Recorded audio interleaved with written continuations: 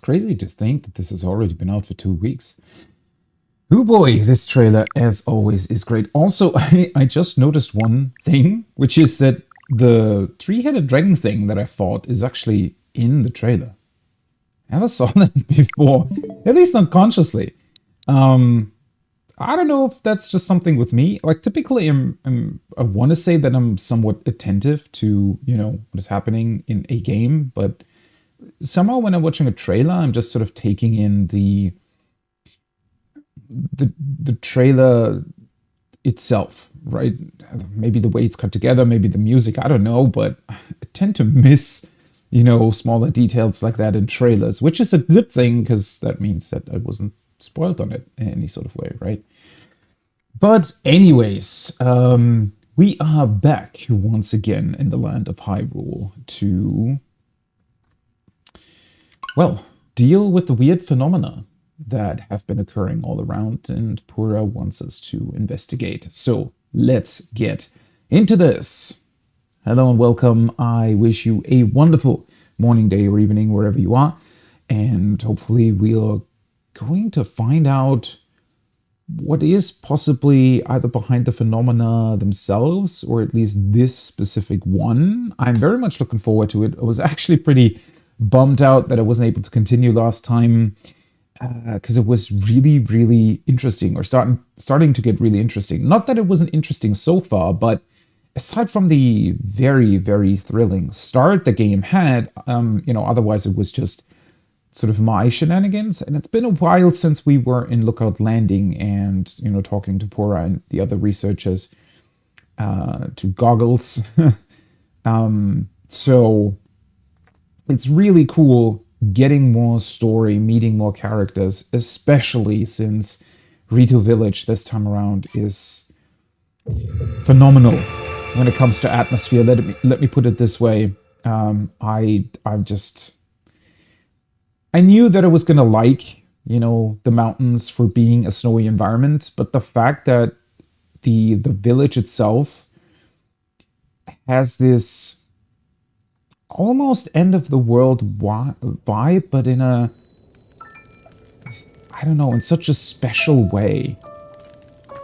It's still very cozy, everything, right? You really, really get the feeling through the music and through how the game facilitates that atmosphere that all of these people still very much like their home and are doing their best to defend against whatever threat lures beyond those clouds in the sky.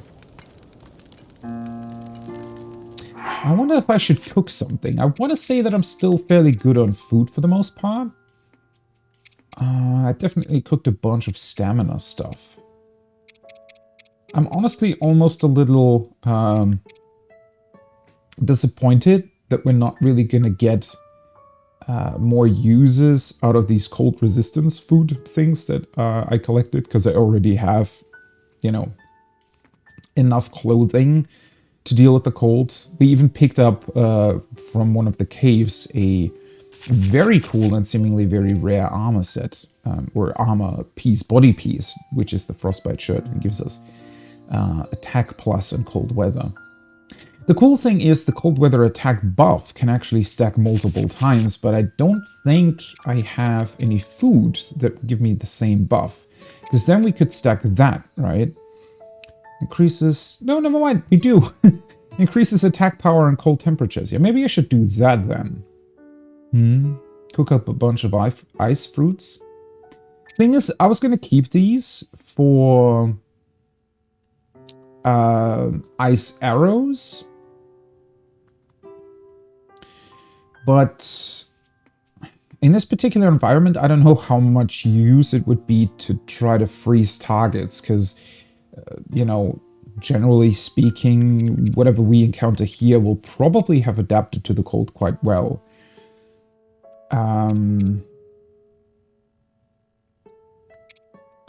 Yeah, that attack power buff might come in handy. I'm definitely still trying to find a way to turn choo-choo jellies into ice jellies. I wonder if it would be enough. if I had one ice arrow and just put, I don't know, 20 choo-choo jellies on the ground and shot them with the arrow, they would all turn into ice jellies. Because then I could just create a couple more ice arrows myself, right? That should work. All right, let me see. Let's just combine a bunch of these fruits then, huh? Let's see. What does 2 fruits do? Well, never mind then. Huh. I did not realize that we hit the cap. I didn't even know there was one. Wait. How many things were visible at once in the previous game? 4? 8? 12. I want to say it was 4 times 5, so 20 were visible, and I think the cap in the previous game was also like 3 pages, right? Now there aren't pages. You scroll up and down, but I want to say it's the same amount. All right, that is very interesting. That is very interesting. So you almost need to, I mean, you want to be prepared for all number of things, but you definitely also need to keep in mind to not, you know, waste all of your slots.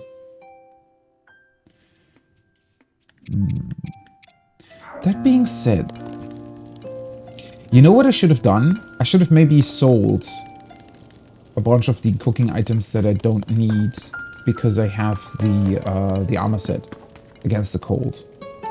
That could have helped. Well, either way, I mean, that's not running away. I'm sure we're going to churn through a bunch of food when we meet our first really, really strong enemy in these environments, so I'm not overly concerned, and we'll be able to just create more if we really want to and need to. That being said, where exactly do we want to go? So, last time we visited the village, we saw that most of the adults had left it in search for either food, you know, any number of supplies that would be necessary in these cold environments because they cannot really do much here by themselves. Everything's snowed in. And also, since the, you know, bridge that typically would lead into Rita Village is destroyed, they have trouble getting a bunch of supplies that are coming over from one of the stables into the village. And also now don't really have any quote-unquote tourism, right, to buy, for people to come into their shops and buy things. So the village itself nowadays is practically run by the kids that were left behind when the adults left.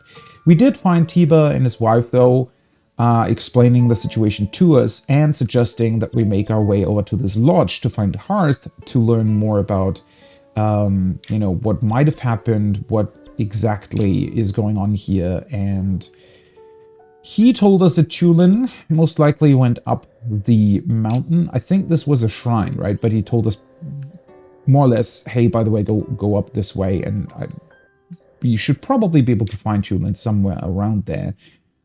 Other than that, I pretty much just made my way around the city. We looked at Kuho Mountain. We found a very, very cool cherry blossom tree that housed like a blurpy elk type of creature that existed previously, but didn't really have much of a role to play. I don't think it actually did anything, although I think you were allowed to ride it if you were able to climb onto its back, but it would disappear. I think you couldn't register it or anything, right? But one thing that I saw, so if you offer up an apple, for example, there's like a small bowl in front of the tree, and if you offer that up, what happens is that it's illuminating, not on the map, but in the actual world. It seems to be illuminating cave entrances, which is really awesome. And I found my first cave, went in there. So that was a ton of fun. There's still a couple of regions left to explore behind here as well. There's this skeleton that I think was there in Breath of the Wild, but now seems to be a bit more decayed, maybe? Either way, definitely a lot more interesting stuff to find. And as you can see, the mountain region in and of itself is huge. So I'm expecting us to be there a while, honestly. What I also very much want to do is investigate what the hell is going on with Rito Village. And it feels like for the first time now, we're going to dive into one of the maybe larger story threads in this game. And I'm very much looking forward to it. Hearth had no leads on Princess Zelda either. He suggested you speak to Tulin, who has been scouting the skies since the fierce blizzard began. Hearth said that Tulin went to the Hebra South Summit Cave with Gisan and Lysa. Its entrance is marked with another bonfire, right? So we're looking for a bonfire. And apparently Tulin has developed a cool technique that can create pretty much a powerful gust of wind and seems to be quite capable. Possibly even has skills that the adults do not have.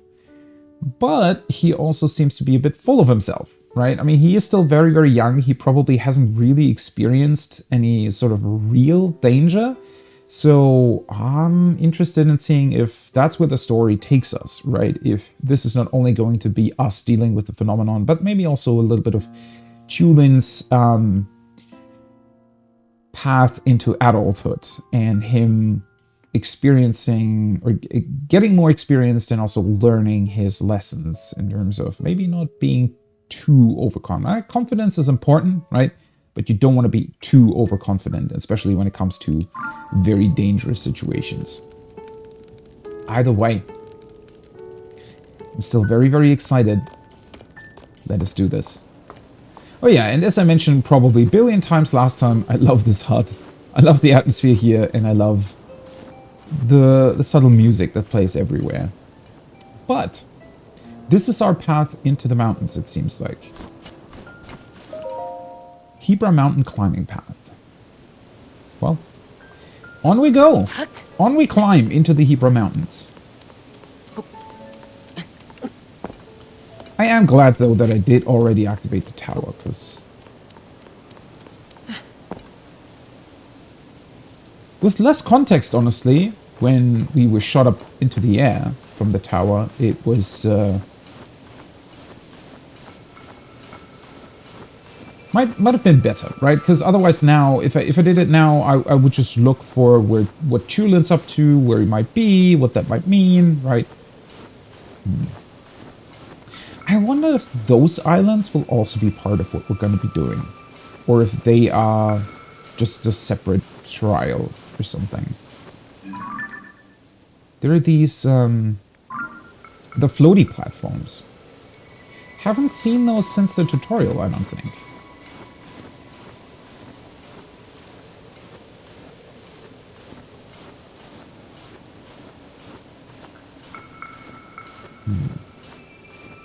I mean, aside from there being a thunderstorm, the storm overall doesn't seem too bad. I mean, yeah, sure, there is a strong blizzard here, but that's sort of it, right? I mean, it's a lot of snow, and it's dangerous for, well, the reasons that we've seen in the village, you know, people just not being able to get many supplies to it, and so on, but life-threatening? The storm itself, at least, doesn't really seem to be that. You're not Tulin.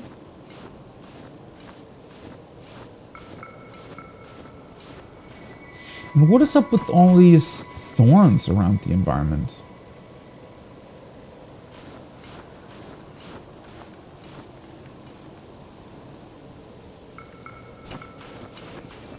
Unbelievable.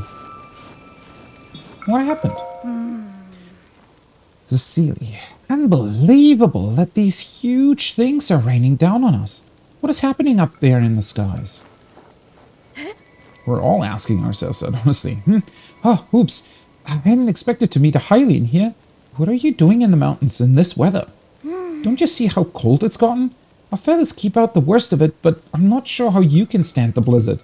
Don't worry. I bought your clothing. If you go farther up the slope, you'll see the Hebra South Summit Cave, that's the name. The HSSC. My friends are there now gathering provisions. There are glowing mushrooms and fish to be had, which come in handy. They keep a bonfire stoked at the cave entrance to mark their location. If the cold gets too much for you, find that bonfire and warm yourself up in the cave. You know what? One thing where I wonder if they could have done it another way, although... See, I was just thinking of the effect that the gloom has, right? And when I first saw it, I thought it was a brilliant way to introduce more challenge to the game and also make you lose stuff that you might have come accustomed to, right? Especially later on in the game when you maybe have, you know, a lot more hearts, for example. The fact that they can pretty much be permanently taken away until you get to the next light route is a pretty cool feature and really, well, first of all, it introduces just more danger. It makes the place feel a lot more dangerous, makes the enemies feel a lot more dangerous, because with every hit that you're taking, hearts might be permanently, you know, taken away from you. And it really adds to this feeling of, well, not really only traversal, but this, you know, it really adds to the feeling of, okay, we're now really exploring the depths, right? And this is a place that is far from civilization, that is really, really dangerous, and we need to make sure that our provisions and our strength really last for the entire journey, right? And I really liked that thought, so it makes me wonder if maybe they could have gone with a similar approach with the whole hot and cold temperatures, where maybe instead of just taking permanent hard damage, it would have been a more permanent effect that could only be removed by going into warmer places again or sitting next to a fire. I don't know. I mean, overall, I also think, although that might still be coming up, that the cold is a little bit too easy to combat, right? Because if you just buy the clothing, then that's kind of already it. That being said, at least the clothing tends to have less armor value compared to maybe other sets, so... Where does this lead exactly? Seems to be an entirely different path to the west side of the mountain. Nope, stop. Yeah, you know what? I'm just gonna follow the quest first. I mean, if I see something super interesting on the way, we might be able to investigate, but I don't want to stray too far from the path, honestly.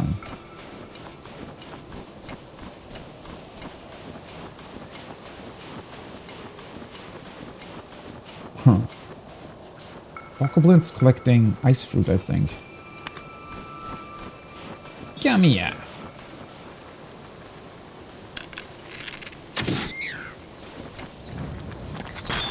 Oh, well, that wasn't... Oh, come on. I'm mashing my Y button here, but nothing happens. Wait, is it Y? Yeah, it's Y. There we go. Might as well use up one of our food items, right? I think I still have baked apples. Yeah, baked apples and these things.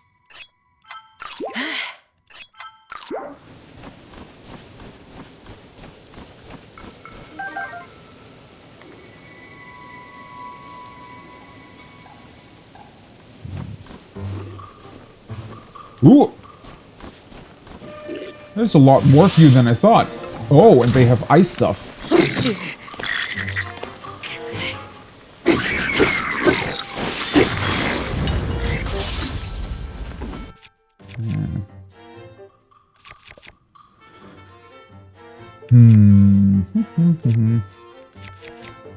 Way too many weapons. It's always hard to choose, honestly. Yeah. I have a lot of these, so... Feathered edge. Oh, that was a really cool one, wasn't it? No! Damn it. Well, at least now I do have a lot more white chuchu gel.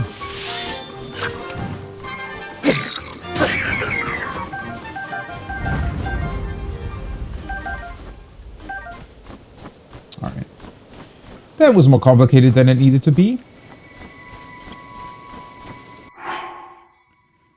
It is pretty cool, though, that we could theoretically use their funny little skull fire thing that they built here to warm ourselves up. That's a neat detail.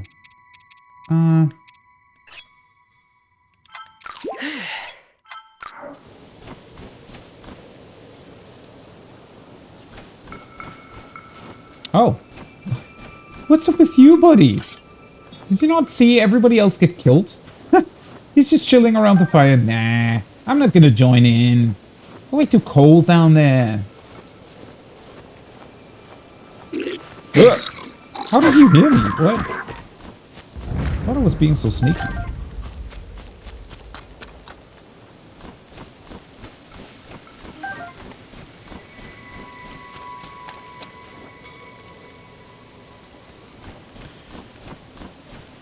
Pretty sure that the path will curve around to the shrine eventually, right? So I'm not gonna grab that right away. Just making my way slowly but surely up the mountain. We did talk about it last time, I think, with the movement speed being reduced in the snow.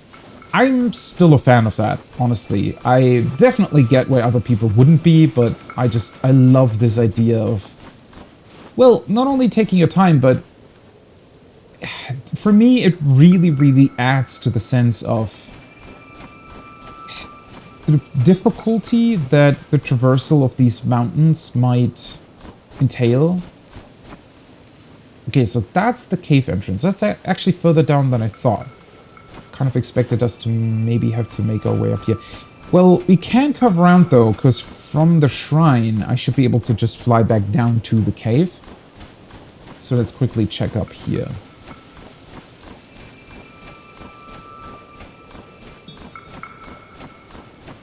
Might also make a couple more things visible for us. Oh.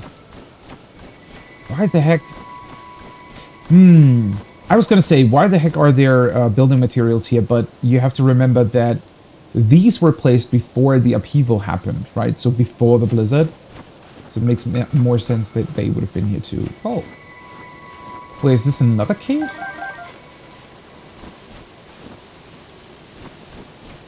One second. Be right there.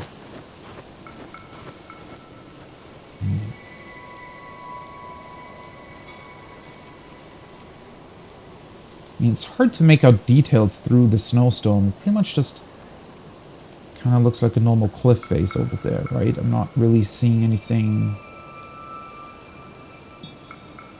too special.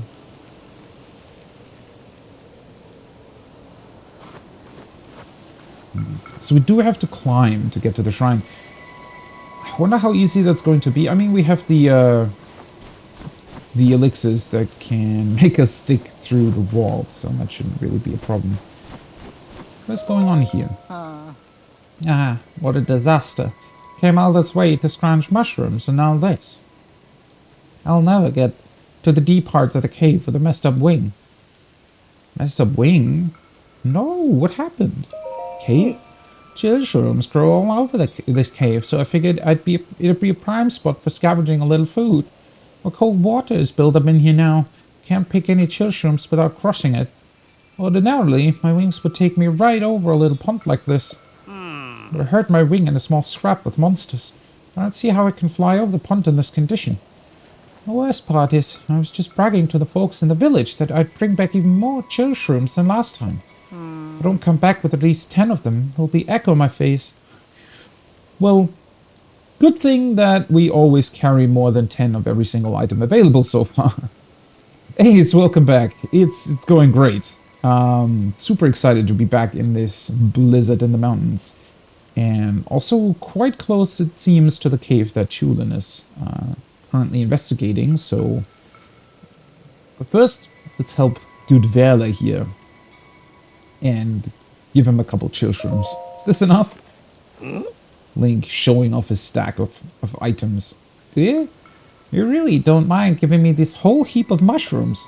Seems like you must have gone to a lot of trouble collecting this many. But if you're sure, then thanks a bunch. You can't just take them for free, though. Here, why don't I give you this? Okay. Now I can make good on all my big talk. You know, this isn't the only cave in these mountains with pools of freezing water. Be careful where you explore. Crossing the cold pool. Oh, I was going to say, wait, didn't we just complete the quest? Huh.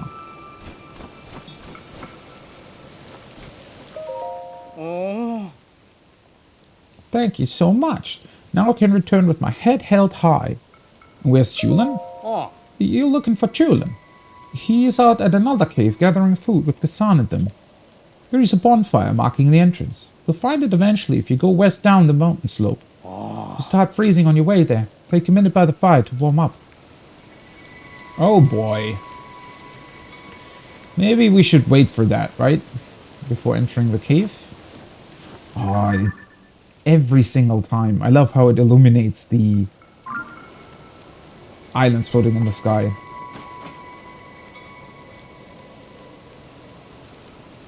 Wow. Looks even more ominous now behind the blizzard clouds. Although it is very interesting that it almost completely obscures the blood moon.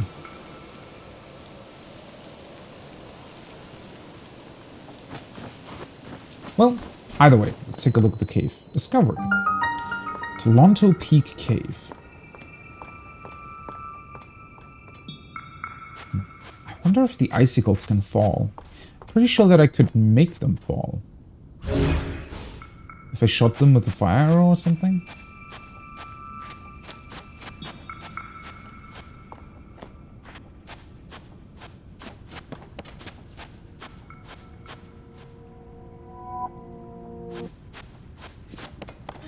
I cannot wait to hear more of this music. As ominous as it is, the music at the start of the game was... It's such a cool... I don't know, it's ominous and dark, yet at the same time perfectly sort of encapsulates Zelda as well. I don't know. When the glow of the blood-stained It's really, moon really good. shines upon the land, the aimless spirits of slain monsters return to flesh. Oh great, now the small little campfire bokoblins are back that we just dealt with. Not that it matters much, I think they were below where Chulin is. Well, blood moon done. So how freezing exactly is the water? Unbearably cold. Alright, that's pretty cool. So it still damages you even if you have full, you know, cold resistance.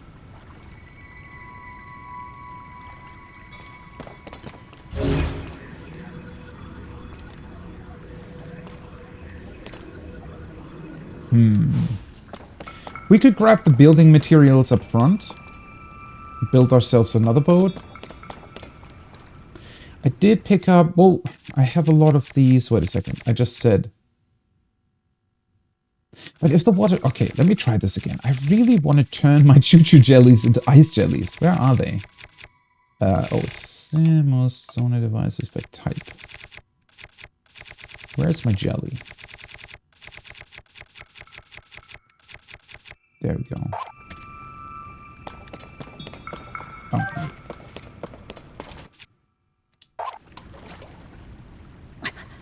Oh. Ah, there we go. That's what I was waiting for. No, don't. Stay here. That's really cool. Can I just... Let's see.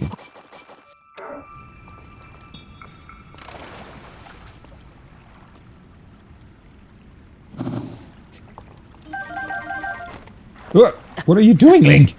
Wow, okay, that's a whole lot of damage really, really quickly. Oh, wait, that's cold weather attack. I didn't realize I had that. Oh, yeah. Spicy tomato mushroom stew. Sure. There's technically more cold resistance, but it still doesn't give you resistance against the unbearable cold. Alright, let's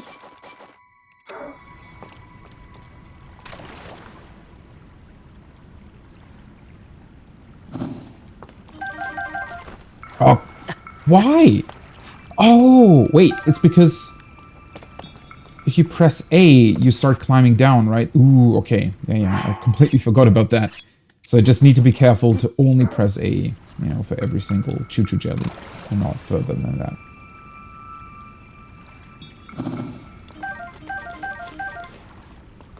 There we go. Let's maybe do... I have so many. The ice jellies are really useful, considering that you can freeze enemies with it.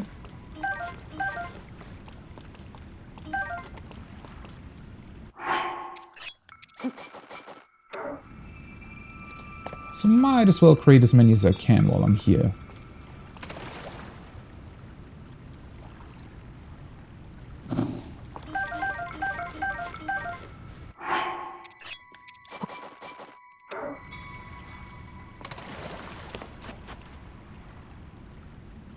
I'm also pretty sure that it's going to be easy enough to get way more choo-choo jelly. The choo-choos do seem to be really common.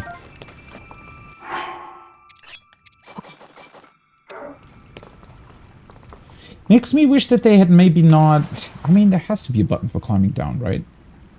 But it's a bit of a weird one that it's the same as picking things up. Oh no! Damn it! It's a bit too far away.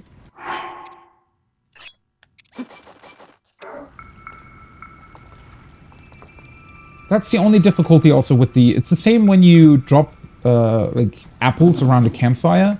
Because obviously they still, like, roll down hills and stuff. So it's sometimes a little bit difficult to get them into the position you want. Alright, so that's going to give us 50 ice jellies. I think that's going to be enough for now. There we go. And now what we can do is... make our way over. Ooh.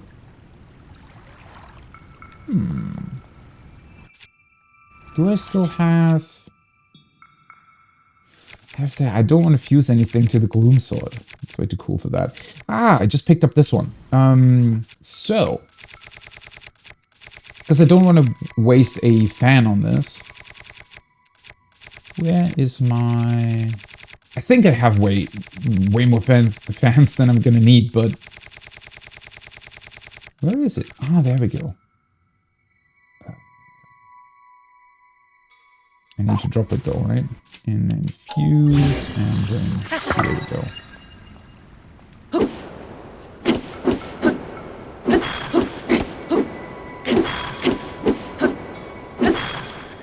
Am I hitting the ice?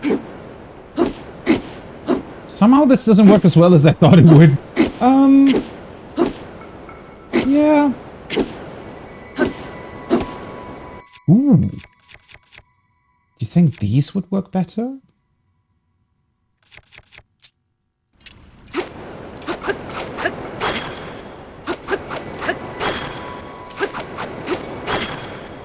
Kinda.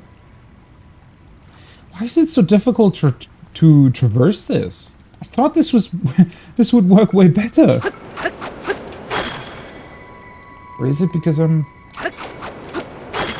maybe I need to be more on the edge?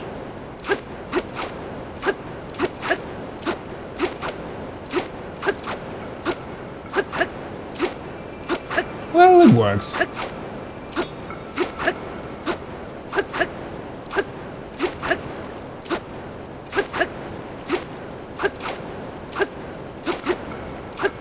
I think a fan definitely would have been faster, but I like my solution.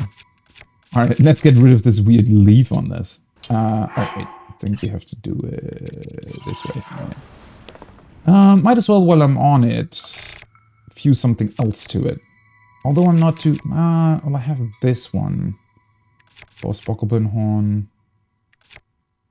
I feel like a hammer doesn't really work on this tiny sword. I could go with this wing. Doesn't that look weird, though? Then again... if I never try... oh yeah, it really looks weird. What? Why does that add so much attack power to it? Also could have used that as a means of transportation. I mean, now it has 30 attack. That's pretty cool. It gets wind burst. It just looks very weird. I don't know. It doesn't have the same cool effect as the other things have, where they kind of completely encompass the blade of whatever weapon you're using. So... okay, this has wind burst. Why do I have so many weapons with wind burst? That's just a normal one. Improved sting. Ah, well, might as well keep this. I already used it. I don't want to constantly swap between weapons, because that means that I'll, you know, they're gonna last for a very long time if I never use up the one that I already used.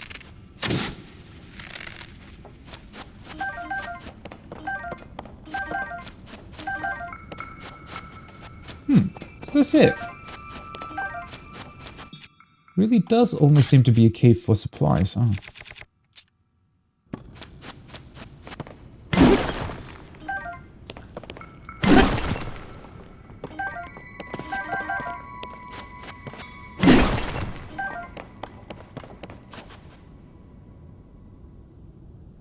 Am I not missing a bubble frog? Because it's definitely a cave, and it's also displayed as that on the minimap.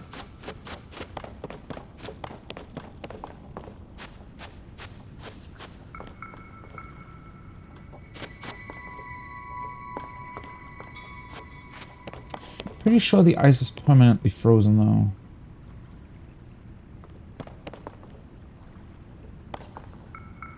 Somehow I did not expect our, you know, ice shelf over there to stay round, but I guess it does. Huh.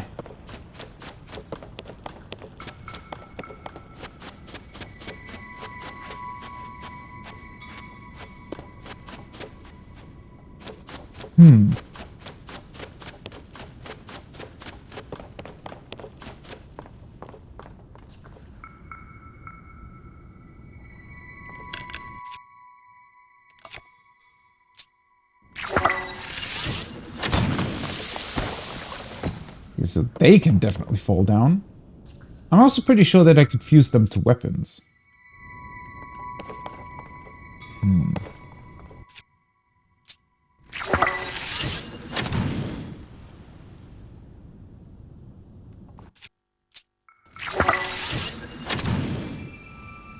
Doesn't it seem like it's melting? I don't want to shoot too many arrows in there, but...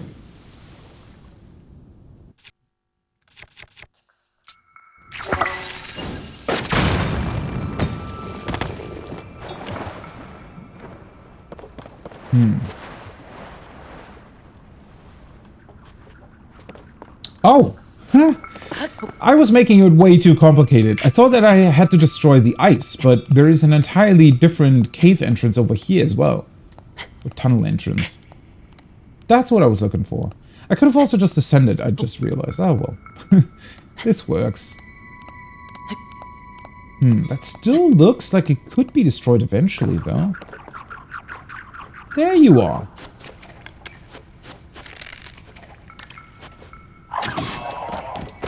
I was looking for you. Yay!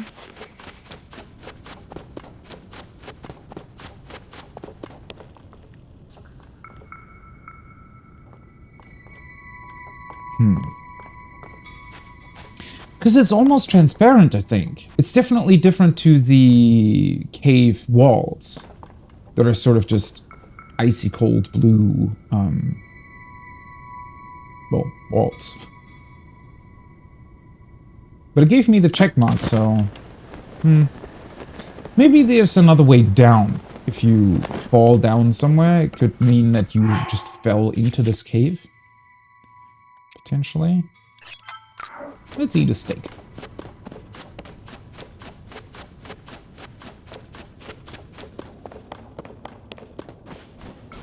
Thanks for the help. Alright, now let's go up to the shrine. And with a little bit of luck...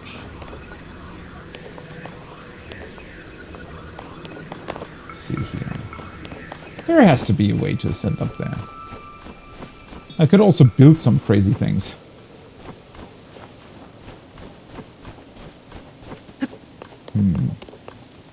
I still wish I had that. Once I find the Zonai dispenser that gives me those funny little, like the pillars that can be glued to anything, that would be so cool. I could just build my own platform to ascend through.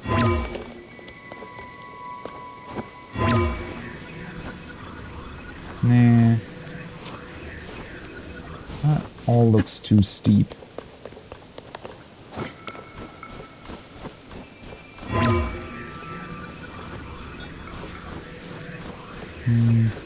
Unfortunate. Means I'm just gonna go around the side of the mountain.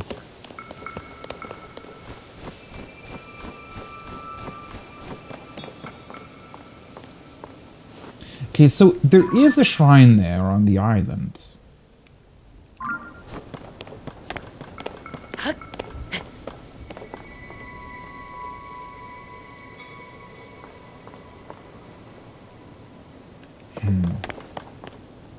But the islands, they look much larger than just to facilitate one shrine, right? I don't know.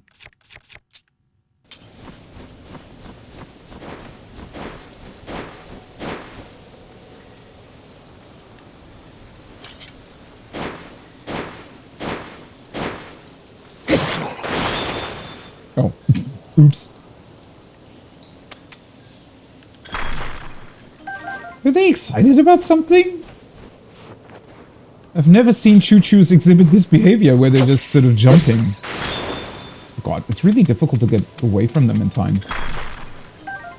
I really should just shoot them with arrows, right? Oh, well.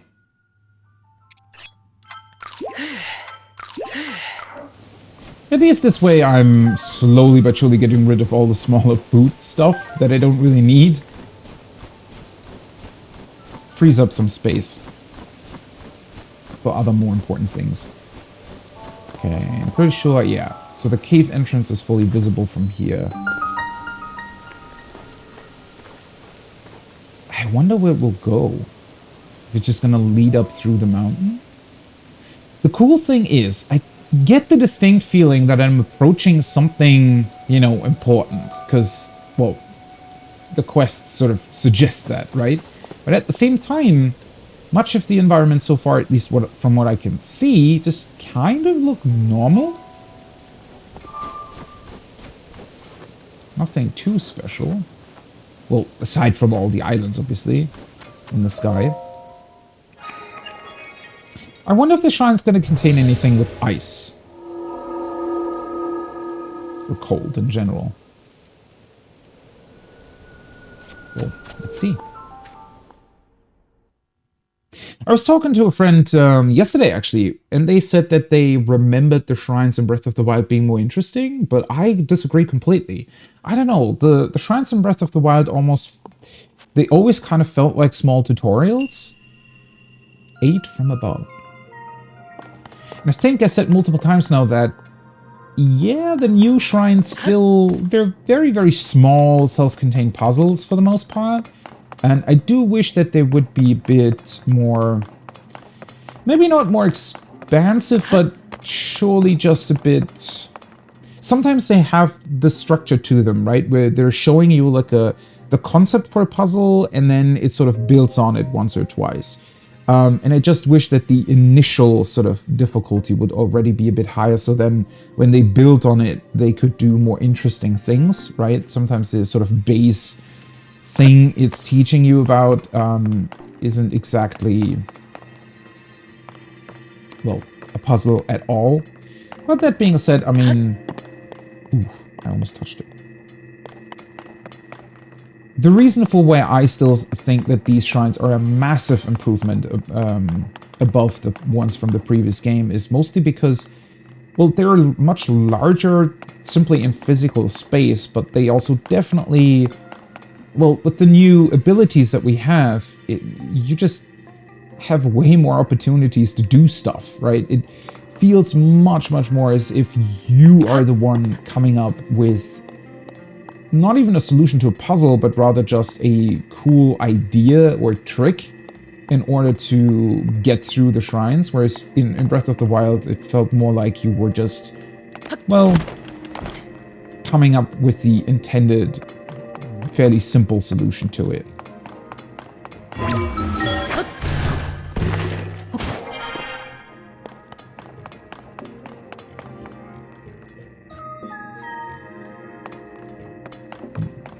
See what I mean? I mean, this is way more extensive in terms of simple space, right? So it makes it feel much larger.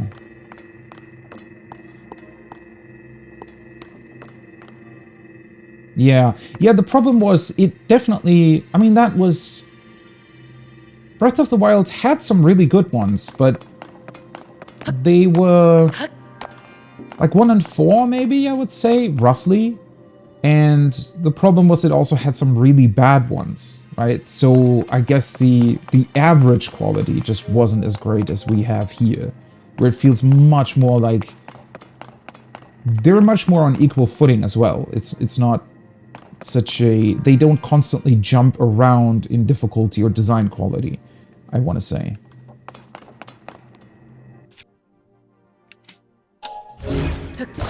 So, am I supposed to stop the laser? Oh!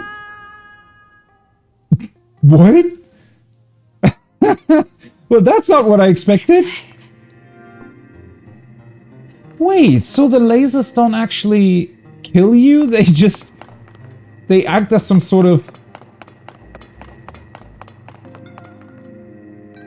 pitfall opener? Oh, it opened the door too, though.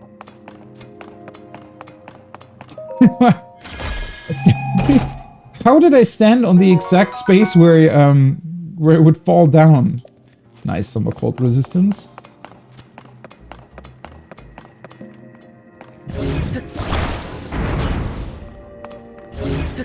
I think we're probably gonna need those, huh? Careful not to jump into the... but...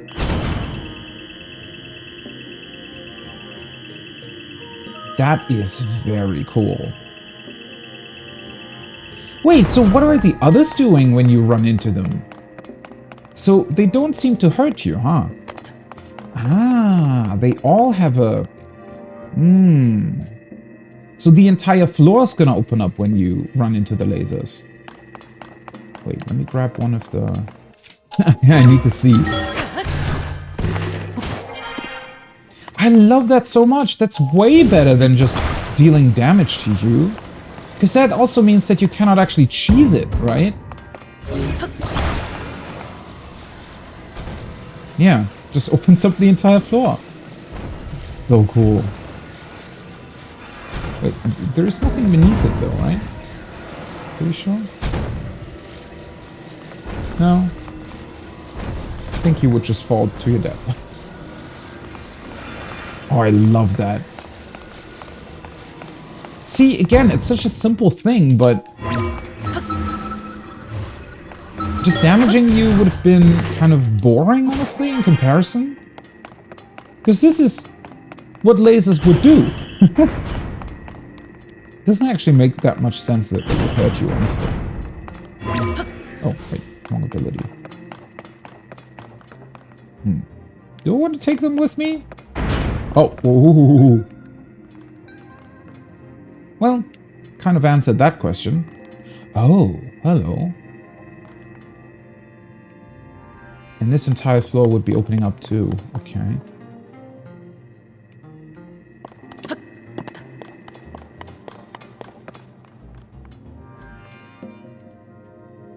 Well, now I'm getting the feeling that we're entering some sort of secret vault of the Zonai.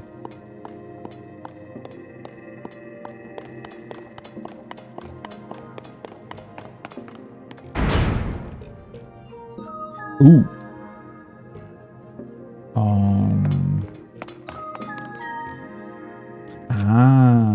I see. Oh, okay. Still active.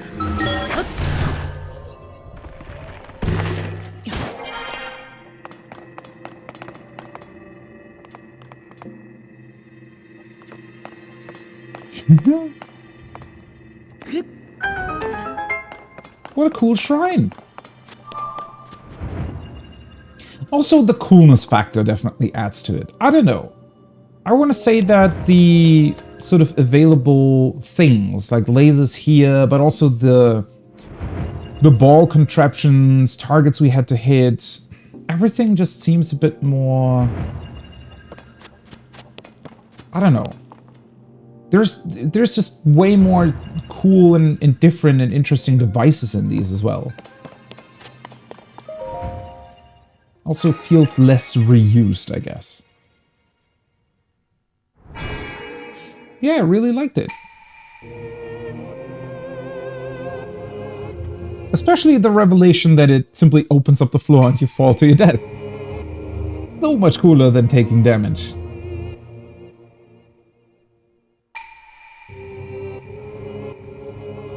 Ooh, by the way, how many blessings do I have? I think I have like 5 now, right? Maybe we're gonna get back to Rito Village before we're helping Chulin? I don't know. Not really, right? I'm expecting us to pretty much go right into, well, whatever we're gonna do when we meet up with him. Technically, we have a teleport point here now, but I mean, I have already teleported. It's not like I'm doing a like no teleport run or anything, but I don't know. Something about it just I want to avoid it as much as possible, simply because it feels more like you're doing an actual journey rather than constantly just teleporting all over the place. Although I'm sure eventually, especially when we get towards endgame, you know, so in about, I don't know, a year, I'm pretty sure I'm just going to teleport a lot more.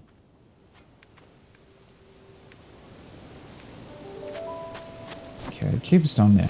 Might as well just check on the summit of this little mountain, because there might be a Korok or 2 up here.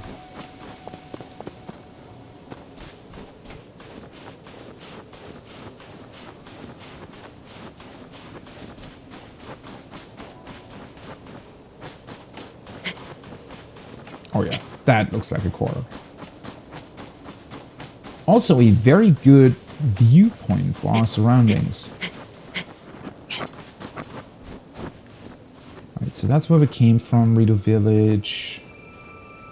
Can't really see that much more over there. There's Alphas. It is interesting to me that you can't... It might be because of the blizzard, but I don't think so. But it's interesting that there don't seem to be too many shrines around, so they might be a bit more hidden here. Considering how many cave entrances there are, I guess there's a high chance that a lot of the shrines would be in the caves, right? Because that's what happened with the first cave that I entered, the one that was lit up by the Blurpy elk.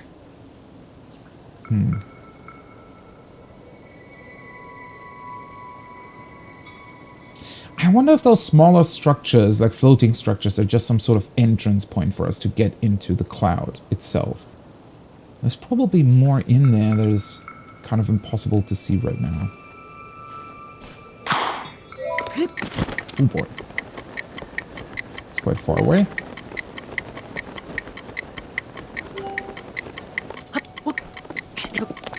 Ah, well. Easy enough to do, though.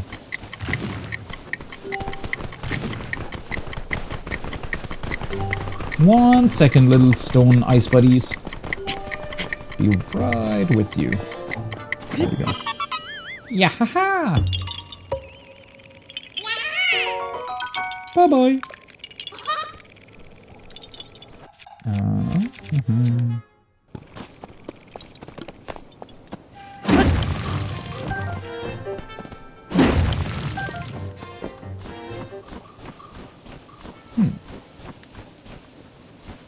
Like a small little camp here.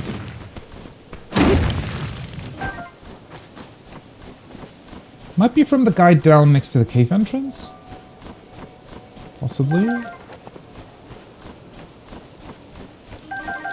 Bunch of flints, some stacked up. I almost feel bad taking this from here. Simply because, well, somebody else might need it and rely on it. Suddenly coming up here, hey, who took all my stuff? and are just freezing to death just because I can't stop myself from picking up everything I'm running across.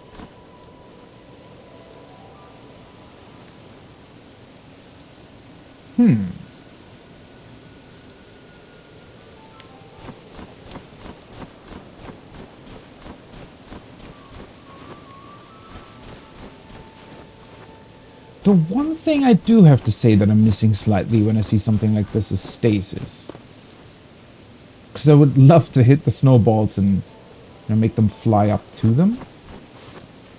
I mean, I'm pretty sure I could find a way to do that regardless, but...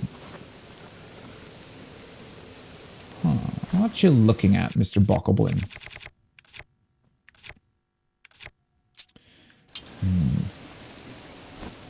That's what I'm worried about. Well, I mean, the guy down at the cave, he's like a broken wing and everything. That being said, the huge bonfire that Tulin and the others put up at the cave entrance isn't exactly far away, so... Okay, what's the funniest way to do this? I haven't used these in a while.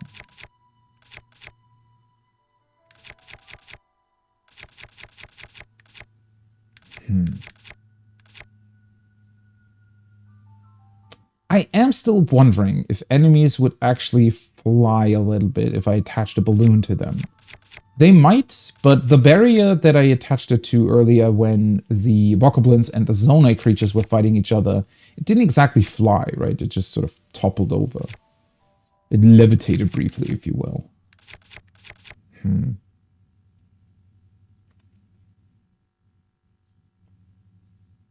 It would be cool if I had something... I was thinking with the opals, if I could create some sort of giant water-based explosion and the water would freeze. I mean, if I have this... Oh, wait, that's not what I wanted. I still have this.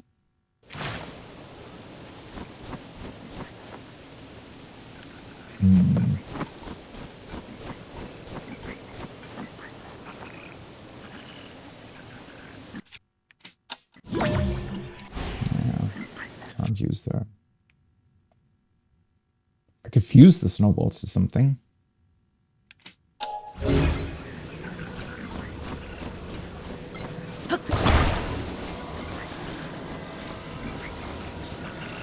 The problem is you can't really get it too far, right?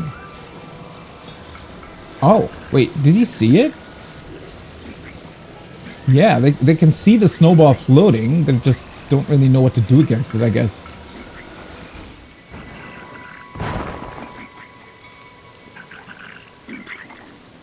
Well, that was very anticlimactic. Well, whatever. Let's just... Hey, buddies. Oh, that just damages them. Although, it does deal quite a bit of damage. Oh, wait. Magic ran out.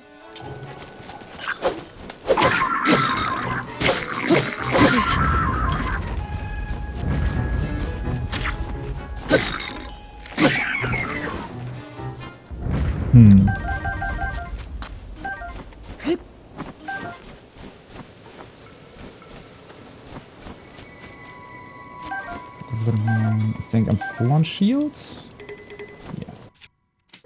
Have I taken a picture of this one? I have. Alright. I don't know. Have they even placed the snowballs like that? Are you really just meant to drop them on them? Well, I don't really need this.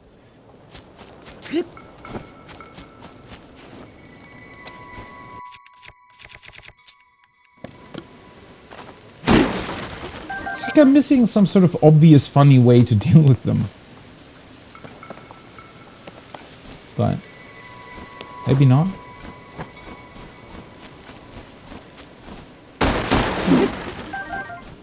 Well, anyways, let's go to Tulin and the others because I desperately want to find out what the hell is happening here.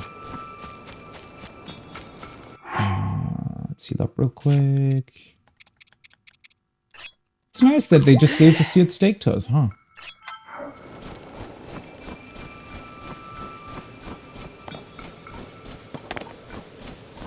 And apparently the Koroks don't freeze.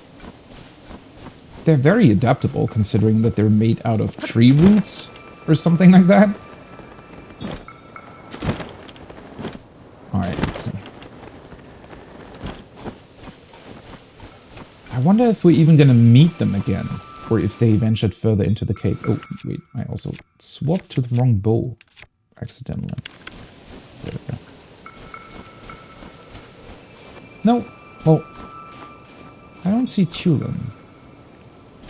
They might be further in.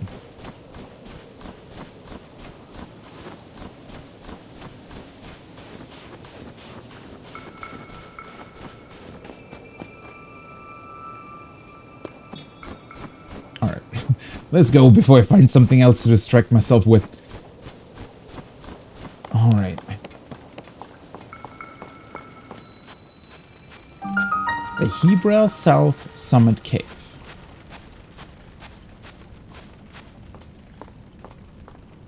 Hi. What's happening here? Huh? Didn't think I'd be seeing anyone else in these mountains anytime soon, what with the blizzard and all. I'm here because it's a good place to find food for my people. Why are you here? Well, I'm Link. Looking for Tulin, huh? Fair enough. He's farther in the cave with Gassan. They're scavenging for food.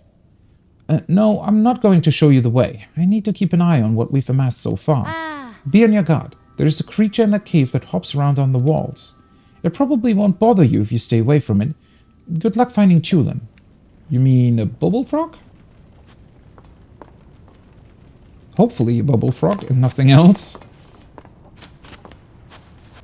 Seriously though, what the hell is up with all these spikes? Kinda makes me wish I had a torch. Because then I could burn them away more easily.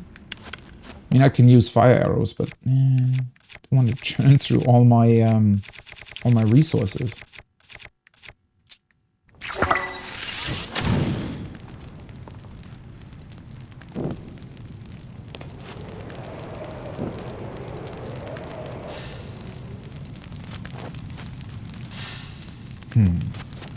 Although, that being said, technically the spiked iron ball hammer should also be capable of just dealing with them. Is water cold? No. Okay. So it's just the one that's next to all the icicles. It doesn't even... Okay. It just slips through. Nice. So you have to use fire. Well, good to know at least. Ooh.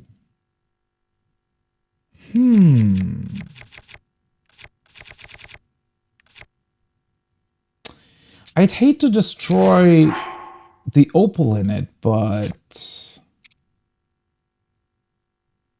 considering that the water doesn't really help me that much. And I mean, I'm not exactly... like, I have so many materials that I could just sell some stuff if I really wanted to buy, like, a new set of armor. So... what if we just... do I have it equipped? Yeah. What if I just add a ruby to it?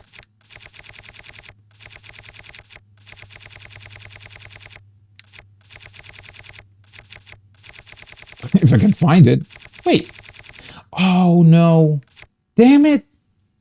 I think rubies were the ones that I sold in order to buy my current armor set. Oh, no. I have sapphires and topaz. What is... sapphire would be ice, huh? Well, that's very unfortunate. Maybe we'll get lucky and I find a ruby in one of the mineral deposits, if there are any in this cave. Well, I guess we just have to rely on fire arrows then. Though it looks like for the most part we'll be able to get through just fine on our own. Man, that would have been such an elegant solution. I also didn't even consider that before, but it's awesome that you can just pick up one rod and have all the elements available to you, at least, you know, given that you have enough resources of all the different minerals.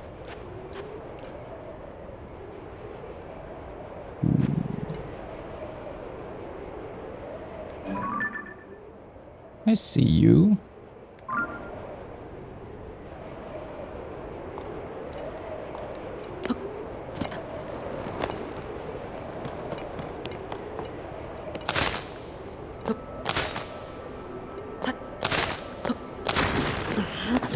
Nick! Damn it!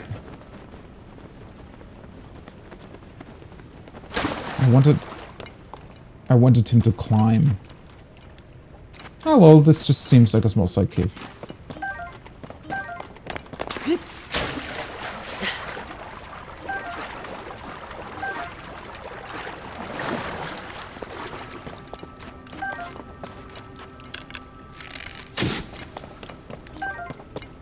I also still feel bad killing these sticky lizards.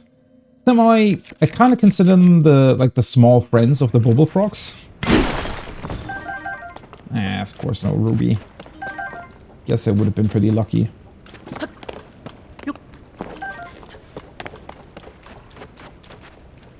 Okay, that looks to be about it. I just need to be careful not to accidentally ascend all the way into the mountain, like up the mountain. I only want to get back to where I was.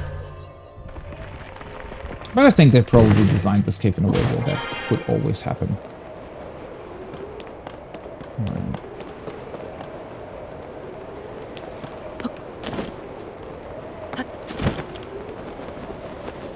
Oh boy, that is a very strong updraft.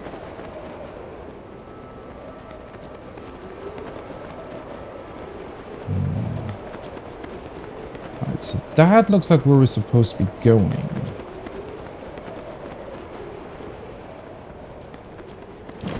I think that's where it came from, right? Yeah.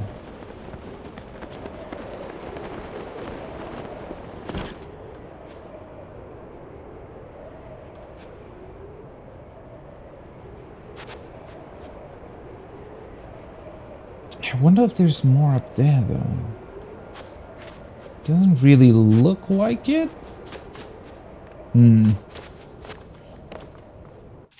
Okay.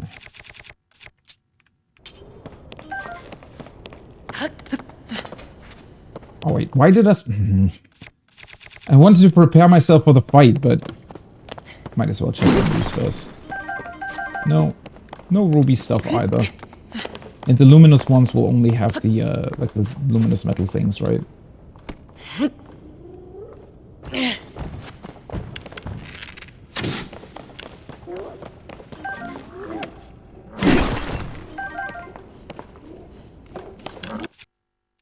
Alright. Time to use my white choo-choo jelly.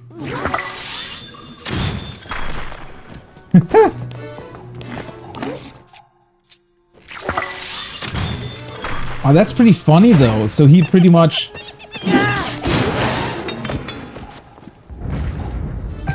Since, well, obviously when he gets frozen, he just falls down because he cannot cling to the ceiling anymore. But him falling down immediately means that he's going to get unfrozen. But he does take quite a bit of damage from it, so it's fine either way.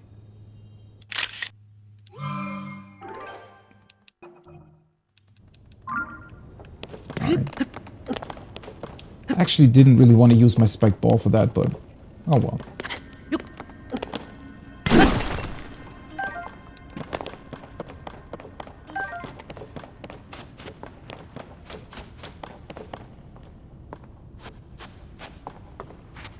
Okay, Chulin and the others were definitely here. Considering there's a campfire here. A campfire that we have to use, apparently.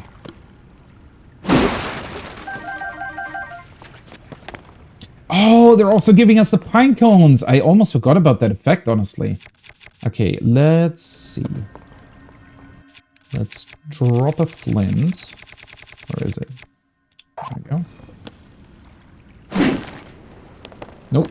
Don't burn my hammer. And then you drop a pine cone.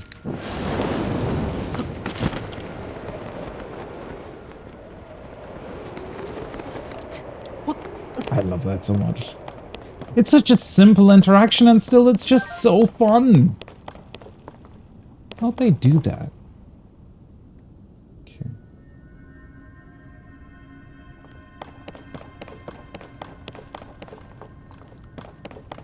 Which one's the right way, though? This one or the other one?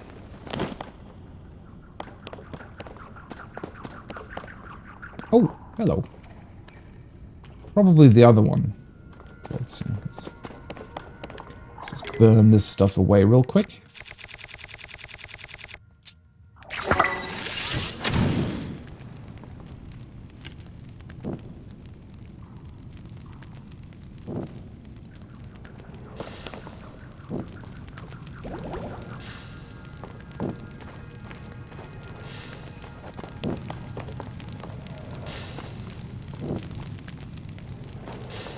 I like how it catches on fire fairly slowly.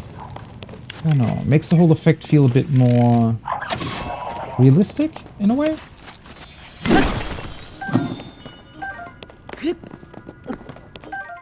Boo-boo! There we go. Really wonder what those are going to be used for. Got 8 now.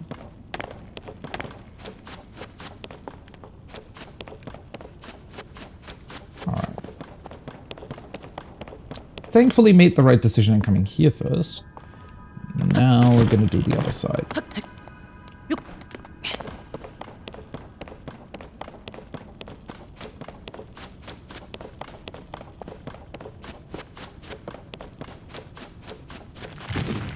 Oh.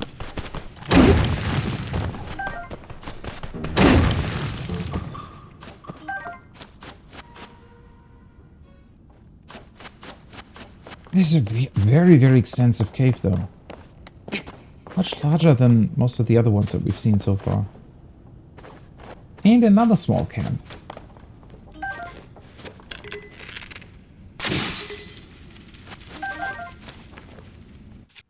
Okay. Let's use this one for now.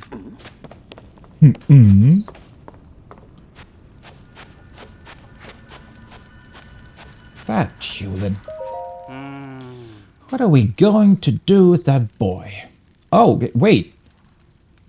Somehow I thought Gassan would also be a kid. I guess not. It's just like him to fly off on his own and leave all the food we collected behind. Oh. Well, I'll be. What is a Hylian doing all the way up here in such a fierce blizzard? You're here to talk to Tulin, huh? You just missed him, unfortunately. Our task was to scavenge food in this area, but we just saw a flock of monsters fly past outside the cave. The same ones that have been sighted around the village lately, in fact. Ooh, have we seen those so far? Because I think... Was it Tulin or Tiba that mentioned something about weird monsters flying around?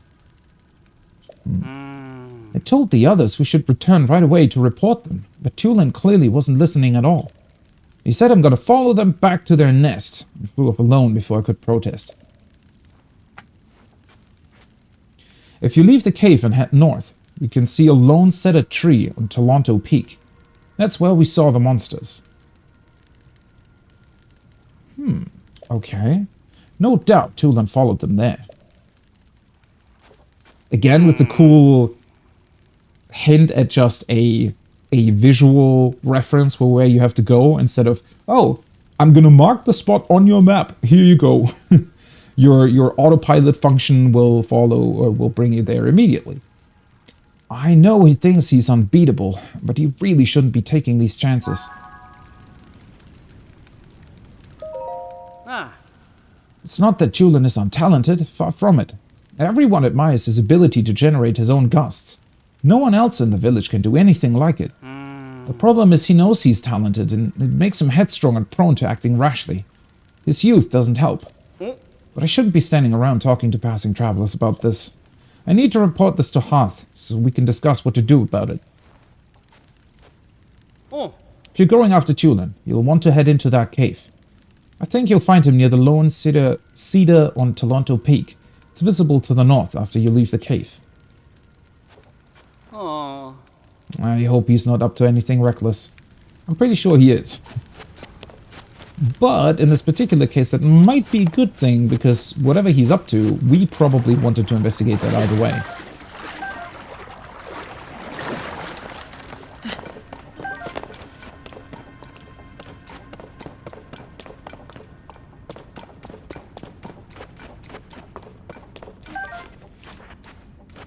Oh. Huh. I love looking at the minimap that we're pretty much just slightly above, well, not slightly, definitely somewhat above where we were previously, like the other cave, where I did the side quest. Ooh.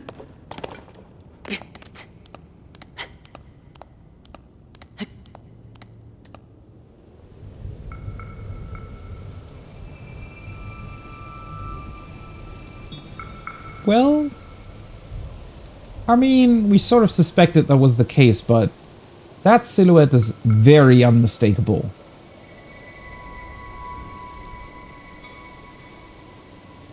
There is a flying Stormwind Arc in that hurricane. So, yeah, that's what created all of this. The Arc that rescued them or helped them at some point seemingly is malfunctioning, or I wonder why it does that though. Because with the Divine Beasts previously, it was Calamity Ganon's influence over them that made them act up, right? But now? But I guess it's the same reason for why the all the stones in Sky Islands, you know, are falling down or breaking apart. How did you get up here? Seriously, how can you be so capable of getting to insane places like this, but not be capable to build a sign that is standing on its own? You're one hell of a mysterious person, mister, with your weird hat hair.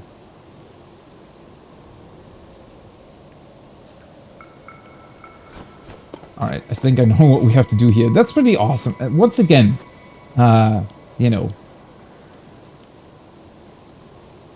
a cool variation. I wonder, is it still gonna fall with us standing on it, though?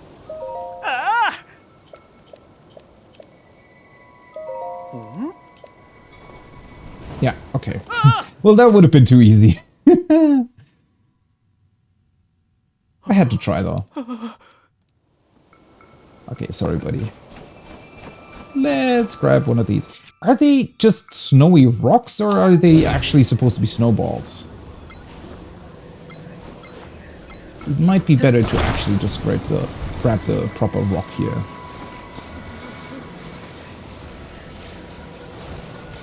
That'll definitely be heavy enough.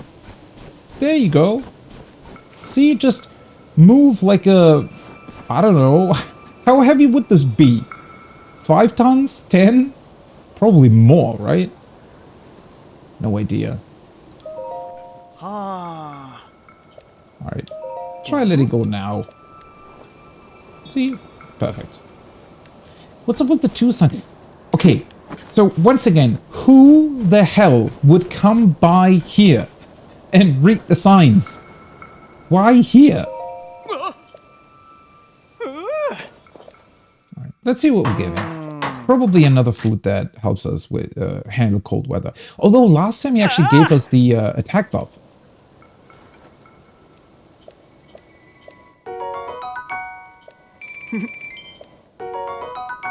No, it's just more cold resistance. And a puff drum.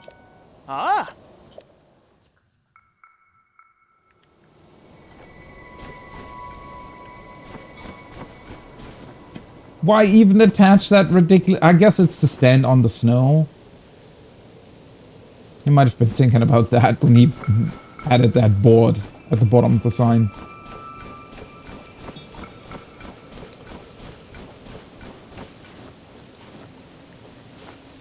I cannot believe that there is actually a giant floating ship there. I guess we're going to be entering that then, huh? So like the Divine Beasts? Sort of? Well, that's a Korok.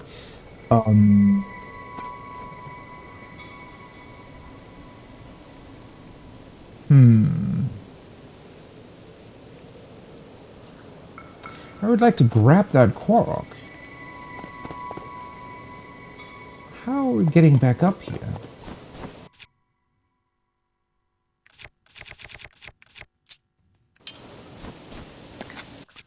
You know what? Might as well use the puff shroom.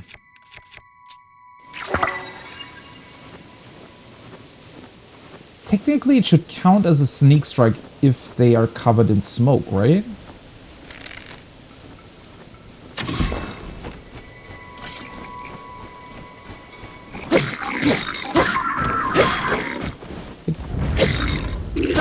I don't think it did. Oh well. Oh, wait. So much smoke that I didn't even see the remaining bokoblin.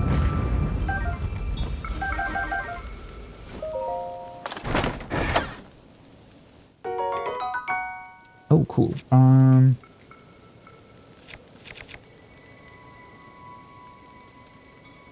Yeah, I might as well drop this. I don't really need the attack power, honestly. Might come in handy if we in fact do have to do something in the air at some point.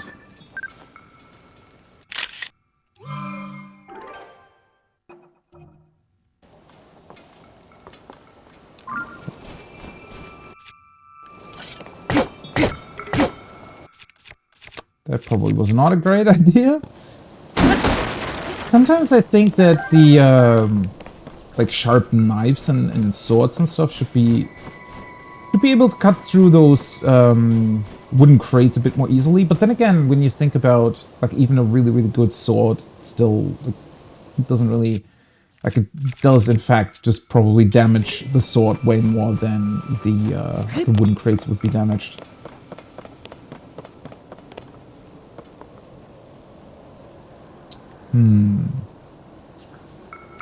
Okay, I could do one thing, which is if I take this thing, just basically roll it down the mountain.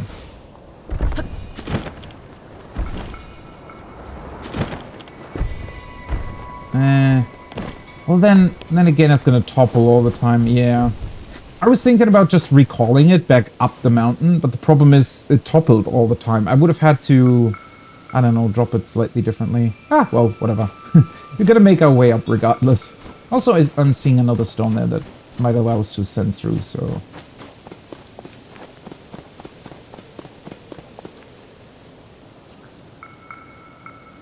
That looks suspicious. God damn it! How... Oh. How can I constantly find new things, new interesting things to look at? Yeah, might as well swap to the other one. Stop jumping.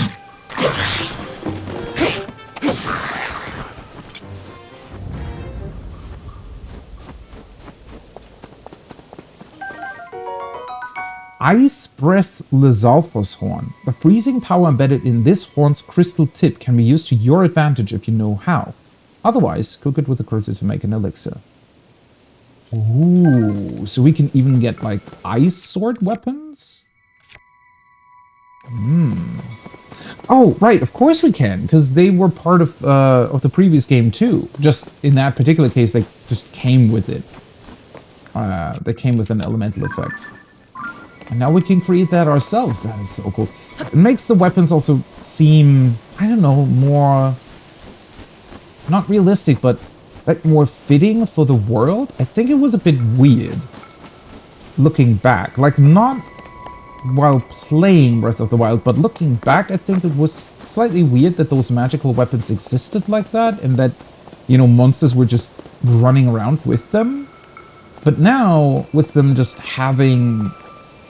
or being like an ice Lizalfos, and then dropping something that can be added and fused together to make an ice weapon. I feel like that just makes more sense, in a way. Wait, is that... I'm gonna grab that, right? Kind of missing a stone here.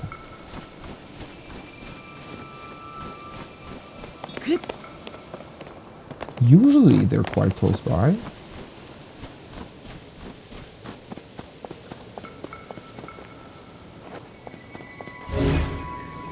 Oh, there we go. Ooh. Oh no, never mind. Damn it. thought it was a stone. It's just the thick stick from earlier. Maybe it's up there somewhere? I mean, I'm sure there's a stone here somewhere, but... Oh, there we go. Yeah.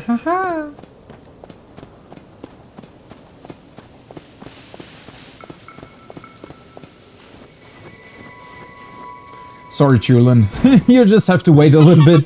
Link is on a mission to find more corks. Yeah. Oh boy. We have a bunch of cork seeds to give to Hestu once we meet him again. Alright, let's check down... Yeah, let's check that, what I'm expecting to be some sort of cave, and then we can hopefully ascend our way back up the mountain. Might not even be a cave. Huh.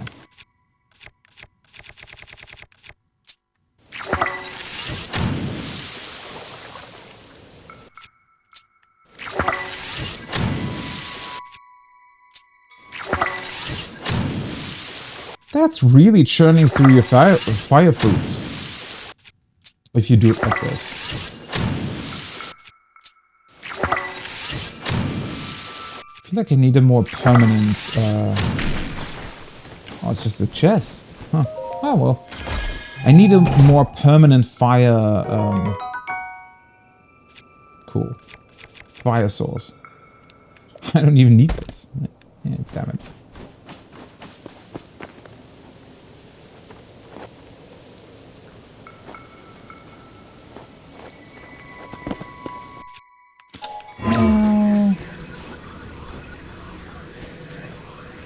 Come on.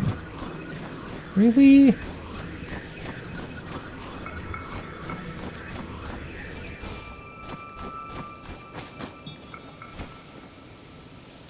Guess we're climbing then.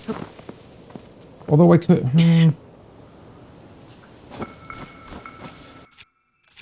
might as well. Might as well. I have more than enough of that stuff. It does just take some time to get it out of your inventory. There we go. Some wood. A flint.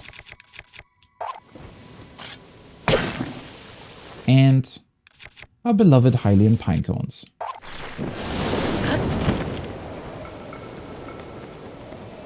Oh boy. Did I place it too much below the... I really thought that would carry me more upward. Maybe I placed it too far below the stone edge here. To actually work like that. Ooh. Make that. This should be ascendable though.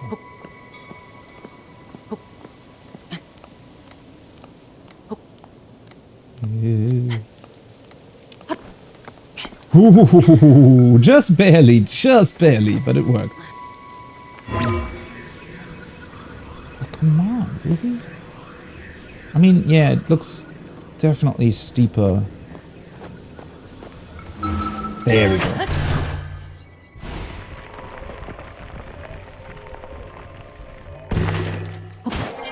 Perfect. Now we can also collect these.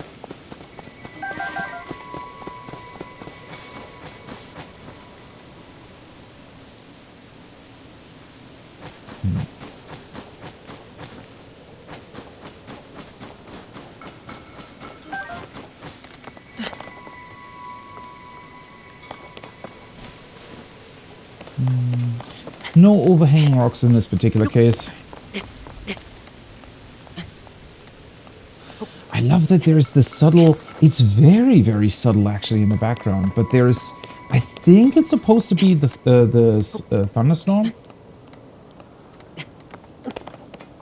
Oh wait, I didn't even see a message earlier, sorry. There's a trick for finding the missing stones. Well, you can just act or use your ability, right? And it'll basically light them up in the ground. Or is there another one that I don't know about? So that would be cool. The problem is though, was hiding behind that large rock down there, so it wasn't even visible at all. If you didn't look at the right spot.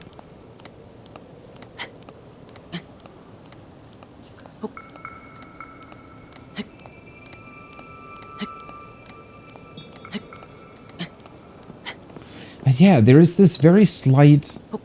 I think it's whenever you're getting into a certain, I guess, radius or something. Because it played the same sound when I came out from the cave that we were in. It's like this subtle rumble. Kind of an ominous sound. Also makes it sound as if the blizzard is getting thicker, honestly. That's one of the flying creatures. Ooh, wait, I completely forgot about... Were they talking about that tree? Probably, right? Ooh, there's another one. Okay. That sounds very interesting, then.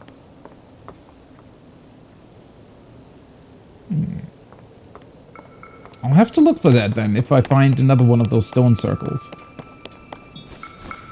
Although, I should have probably guessed as much, considering that the game always seems to have multiple ways to approach their various puzzles and whatnot. What? Oh.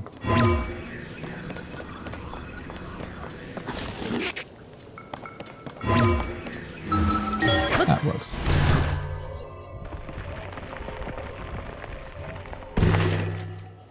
Oh, it's always on the okay, yeah, that makes sense. Wait, but that would have been the same in the previous game then, probably, right? I don't think I ever realized that it was that way. Just makes so much sense now.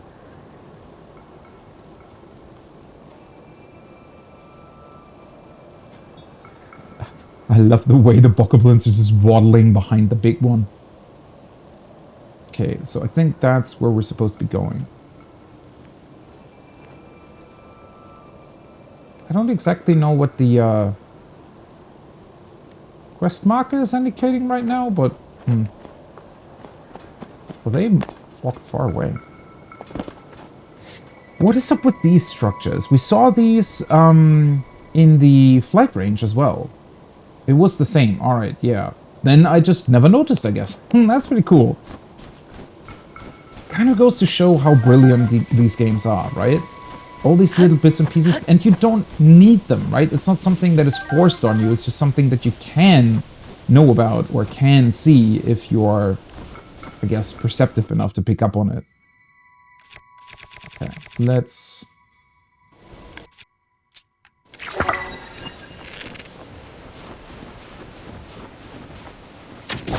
do the funny bit here. Huh? Where are you coming from? Oh, come on. There we go. That took him a very long time to actually hit them. Stop tooting your own horn.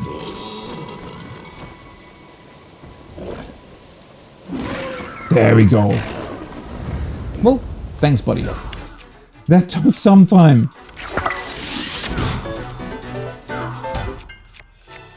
Oh, wrong weapon. I wanted to use the two-handed blue moblin smasher.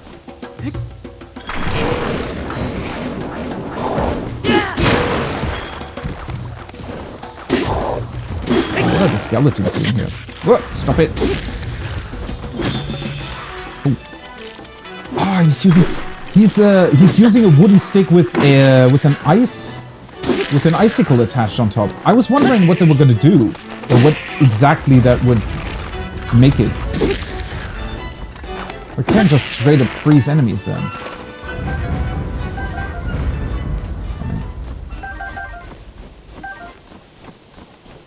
For a second there, I was worried that the big guy would just not hit them at all while he was under the effect of the mushroom, but thankfully he eventually came around. Rock hammer, shields, stone axe, icicle club.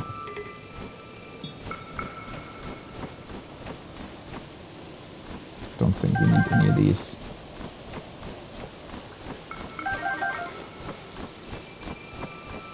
But I was very intrigued by these structures, especially the ones in the flight range as well, because they looked so different, right?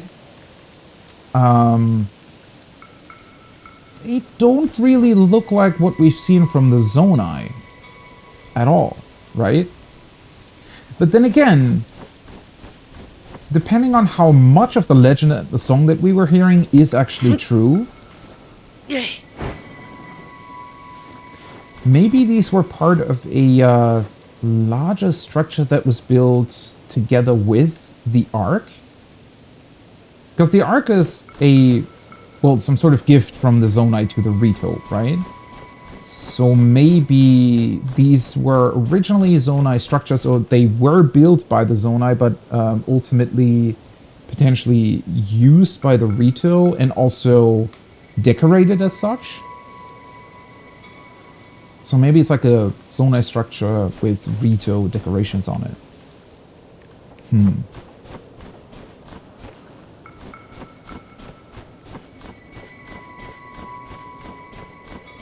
Not exactly sure what the quest marker is doing over there, but okay. Tunan was not at the cave when you went out to find him. Gassan told you that he left Hebra's South Summit Cave and went toward the lone cedar tree on Toronto Peak, visible to the north. According to Gassan, he saw a group of monsters and gave chase alone. Right, Toronto Peak, that's this one. And the tree on top. And the big structures. That's also... I was wondering why on the... Where exactly was it? Was it in the hut? Harth's hut? I think so. He had like a map in front of him where these structures were marked. And at that point, I was actually a little bit confused why he marked these things specifically, because they looked... Like on the map, they just looked like any fallen... Sky Island piece, which obviously there are many around. Because I suspected that it was just because they fell below the blizzard or center of the storm. But no, it's actually because they are different structures. They're colored differently too. Because I mean, it would prompt them to investigate, right? Because no matter what, they probably think that. Oh, come on. They might actually be related back to their stories and their song.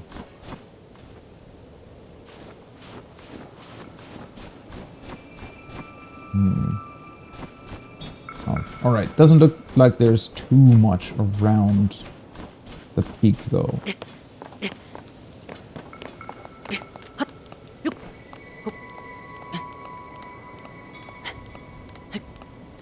Every single time you see the islands floating above, this makes you wonder. There's like a round hole there, for example. What's that all about? Is that going to be a place where we have to like fall through, maybe? Ooh, now the cloud's getting thicker again. It's not actually visible anymore. Just a very, very subtle slight hint at there being an arc in that storm. I should probably also very quickly just eat just a wild berry and an apple, maybe.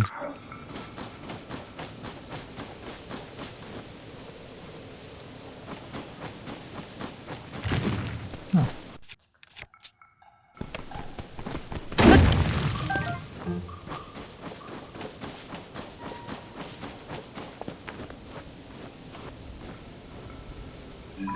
And that structure is very, very close to the mountain. Probably our access point, potentially. Maybe the idea is that we have to somehow find a way all the way through and eventually we can get into the storm. Oh, there's a lot going... Oh, if I just went forward, I could have just glided up. Another fire back there. Ooh, and another hut. There's quite a few more huts on the mountain, I think. Although that might be the one. Isn't that where the snowboarding challenge took place? I think so.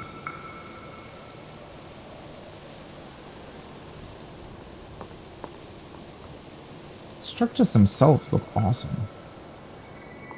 Makes me wonder if these sky islands here will also look slightly different. With that coloration on them. Oh, hi. There you go. Finally found you. Oh, is that a mark from him? Did he put up the scarf around the tree so the people would see where he went? Hey, buddy. Should have kept my guard up. What happened? Stupid monster. What? Link! Where did you come from? What happened?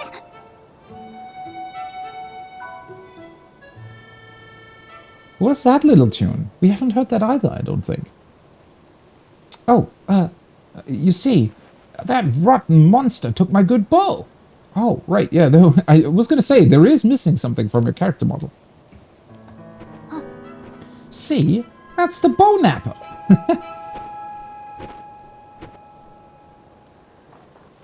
I've gotta get it back. Help me out, Link? Sure. Oh. Really? Thanks. Did you know I can blow a strong gust of wind anywhere I feel like? Yeah, it's been mentioned to us quite a number of times already. I'll do it for you too. That way you can glide over to where that monster went. Just tell me where to point the gust and I'll make it for you. Oh, I mean, I had the feeling that it was going to be something that might be usable because, well, every time it got mentioned in the text, it was like marked red. So clearly there was something special to it, but all right. So is he going to follow us around then? That would be awesome. Pocono got his bow stolen, yeah. Hopefully that's a bit of a lesson for him, though. I'm pretty sure without his bow, he cannot actually do much. I mean, he would still be capable enough to probably get away from most monsters, but can't really fight them. Tulin's power of wind. When Tulin's aura is charged, he can create a stream of wind that blows straight forward. This can be used for bursts of speed while paragliding. Okay. But only forward? And Tulin's aura is charged. That makes it sound like it is a new Revali scale, right? Oh. Okay. Buddy, everything alright? You're glowing blue there. I guess it's his aura.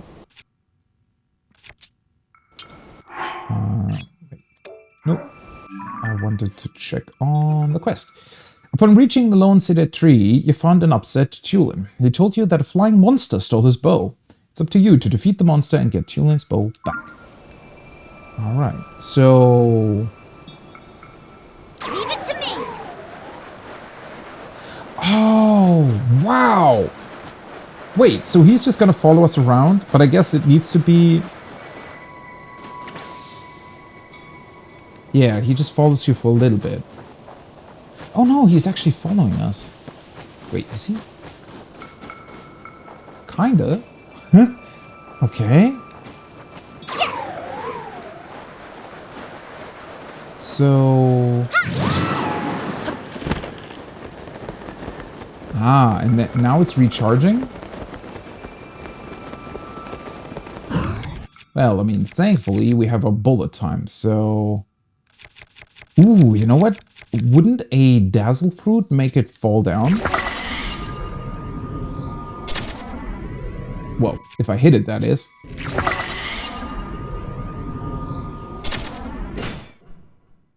There we go. Nice catch. Okay. Well, now I'm intrigued how that power is going to be used, because, I mean, it was cool, but it was only just sort of a slight speed burst forward. But I expect there's going to be more to it. There we go. I owe you big time, Link. Without you, my bow might have been lost for good. Don't worry, I have like 50 others. Oh, I think they're angry. There's more of them. Ah, that's so... It reminds me of Wind Waker again. All right. They're not going to make a fool out of me twice. Let's go get him together. Let's do that. Ooh, holy shit. Well, that was very good. There we go. Those were some good shots, kid. We did it. That was so cool. The way they dropped them down definitely reminded me of... Well, in Wind Waker, they do that quite a number of times, right? I don't know, are they called the same thing? They definitely look very, very different, the weird bird thingies. But they do that, especially at the start of the game, when you don't have your bow yet and cannot really fight them. There's a lot of birds that just drop in and drop down, like bokoblins and moblins and whatnot. Even at the very start of the game, when you're rescuing Tetra out from the forest, on the first island. That's really cool. Just kind of a cool throwback, honestly. Hey, look!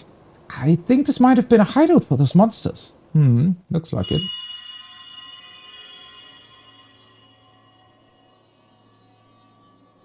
Oh? Is that the wind? That looked golden. Was that like a signal from Zelda? Couldn't have been. There's no way. Must have been something else. Must have been the wind. Oh no, never mind. Must have been something else. Hi! Hey, Tulin! Link! Huh? Oh, there we go. You guys are late. Oh!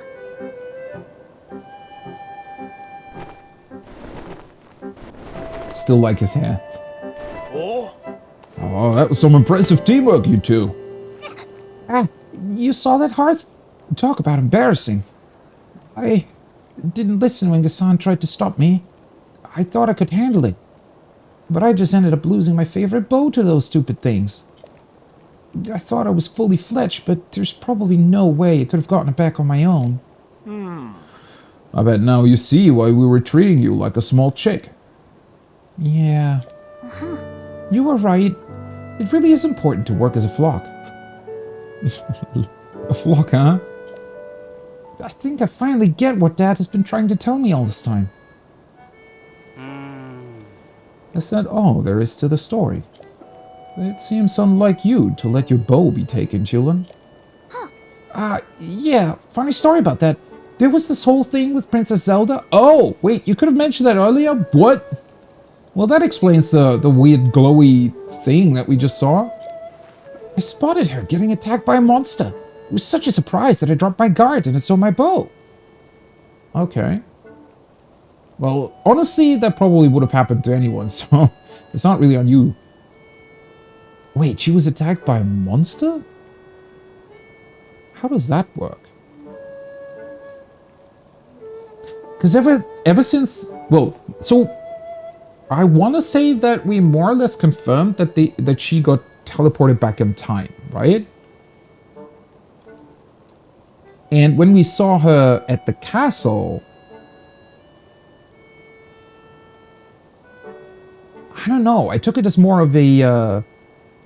like a projection of her through time via the tears. But maybe it's... But no, I mean... Or maybe she can only come back very briefly? Because if she had the power to freely travel back and forth through time, surely she would just come back, right?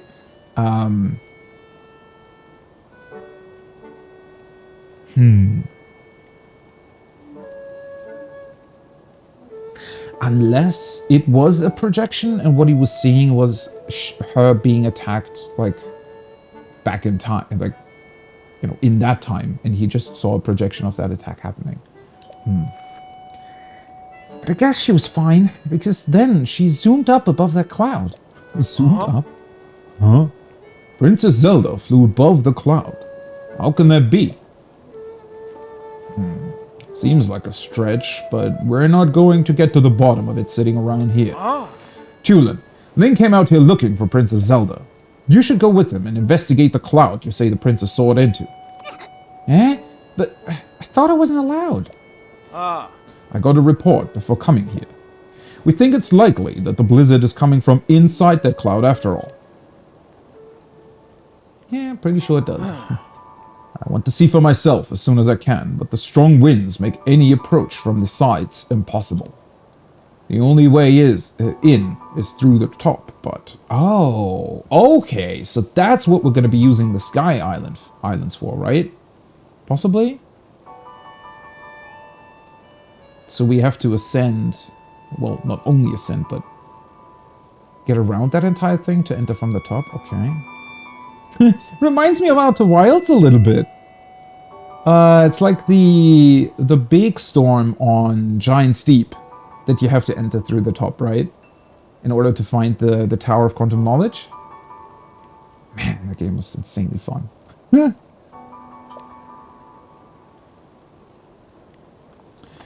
is not a Rito alive capable of crossing the stormy sky and making it all the way there. Well, except for one. I'm talking about you, Tulin. Only you have the skill and training to create gusts at will.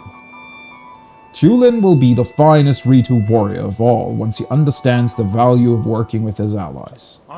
You know who said that to me? Your old dad, Tiba. He's not that old. Dad said that. Oh. Yep. I'll make sure he knows that you accomplished what you accomplished here today. Now it's time you go with Link to find Princess Zelda and whatever's causing this blizzard.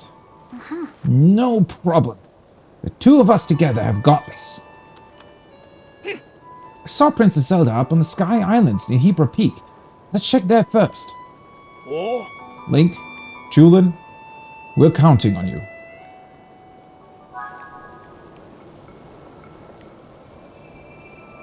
Alright.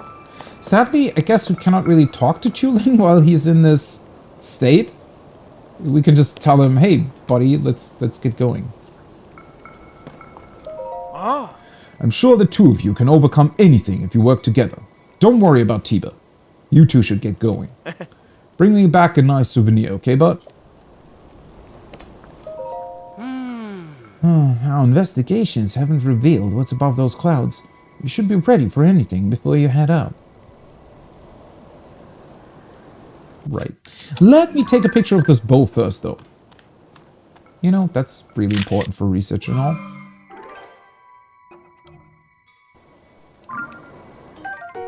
Falcon bow.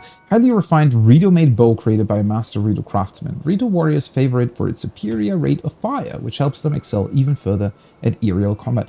You know what? Now that the stamina consumption is based on how many shots you fire during bullet time, I wonder if this is going to allow me to shoot like an additional arrow or something. Because then I feel like it would have an even greater effect to what it was before.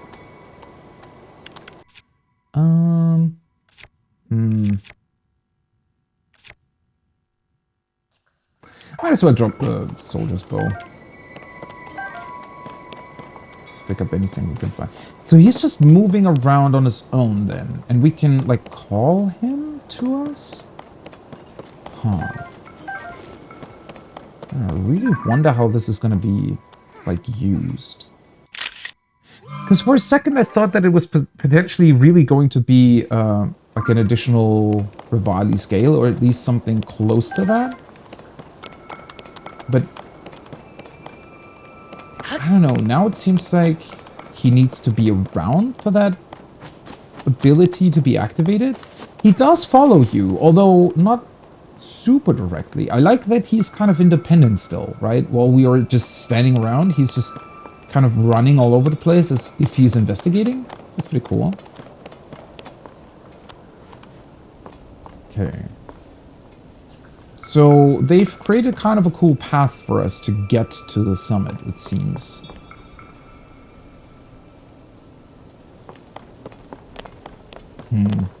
So I feel like we should probably just take it, right? I mean, there will be time to investigate everything else. Doesn't exactly look like there's anything too specific here. Alright. That's pretty awesome.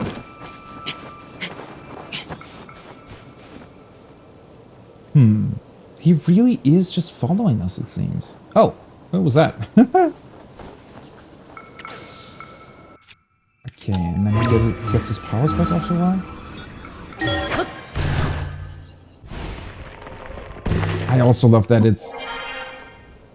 Again, like in Wind Waker, the dungeons you do together with others. But in a more freeform way, because in those dungeons you actually had to command your allies around all the time.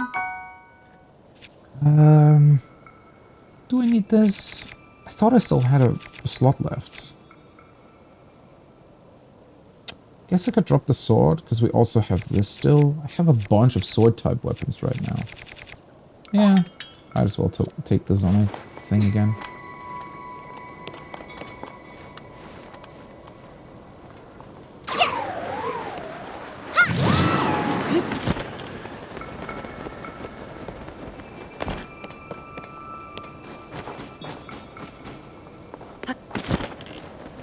It's a very cool ability.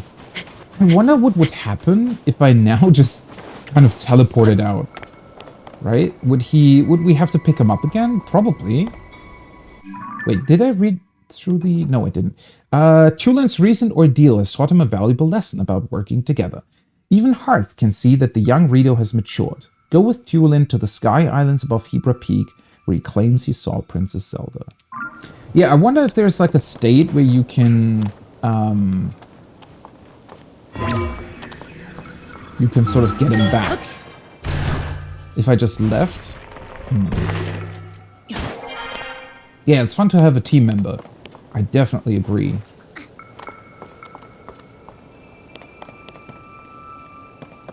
Although it's equally crazy, just like with all the other stuff the game is doing, that in a big, very, very open game like this, where you can basically go anywhere you want, they do give you a sidekick that's running around with you.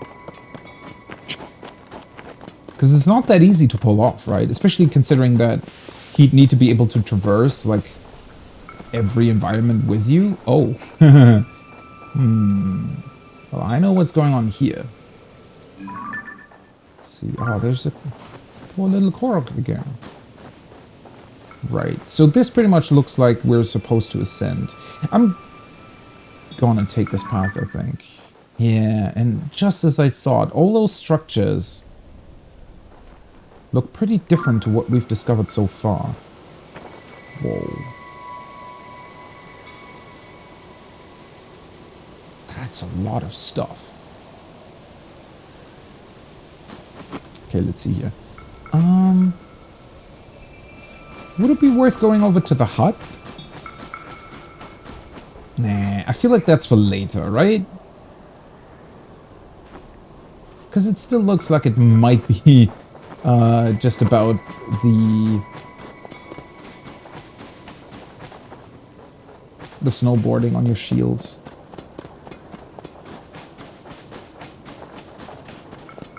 I love the light effect from the moon behind the clouds.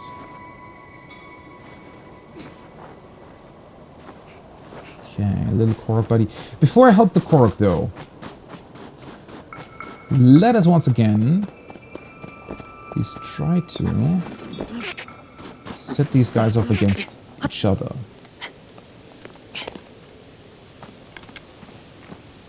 Oh, wrong bow. That's pretty... Let's use this one. Where are my balloons?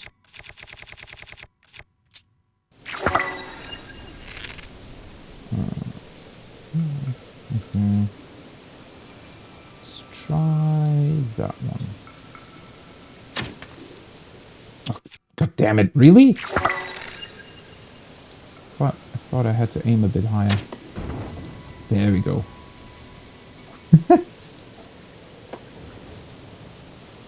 Really?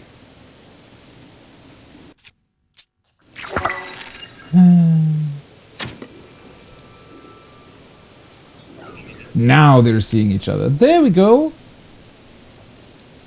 This time it's actually floating quite far away. Alright, come on, guys. The Bokoblins are beginning their approach. The Zonai try to fight back, but... Oh no! What is that? An exceptional charge by Red Bokoblin number 2. Looks like the Bokoblins have this one. One last-ditch effort by the Zonai, but no, Team Bokoblin wins. Wow. Okay, they just took them out. What the hell? Well, I guess it helps that they have, like, ice weapons on them this time. Okay, oh, there's a balloon. Hey, guys.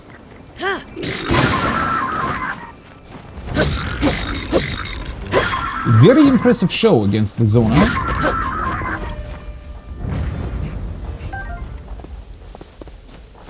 Yeah, the fact that they can just freeze them. I think, like, the first Bokoblin just came in, froze all the Zonai, and that was pretty much it.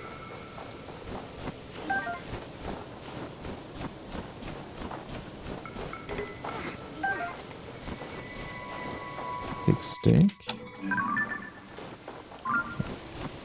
Hey, you can pick my balloon back up.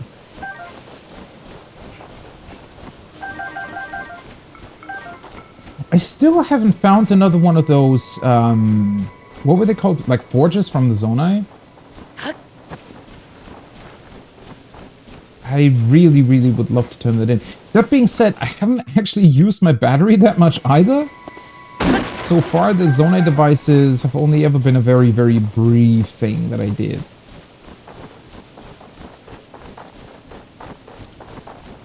I feel like I still have just barely scratched the surface of what you can potentially do with them.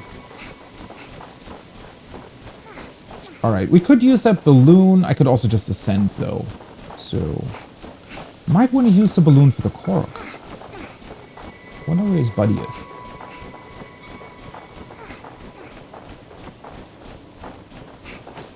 Poor Tulin. It's just... No. Forced to go along with Link's shenanigans. Why are we helping that Korok? Okay, buddy. Where the hell's your friend? Yay. Aw, my friend and I got separated. Yeah. Ah, okay, so he's up there. Yeah. Okay, obviously the Korok itself cannot ascend. So we might have to take the balloon. Problem is the balloon can't really move. Unless I also put a fan on it. I guess that could work. Alternatively, we could try to build a bridge up there. But we don't have that much stuff.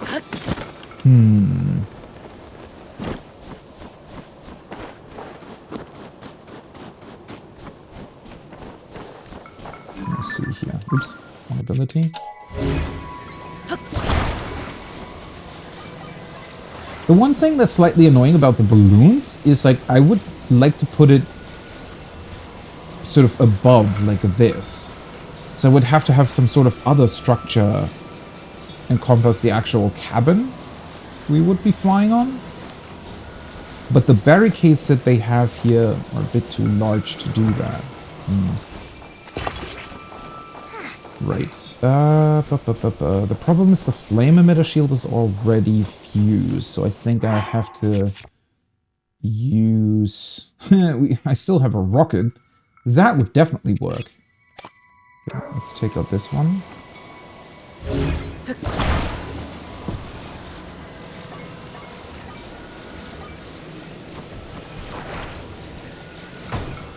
Oh. Let's take our cool little balloon here.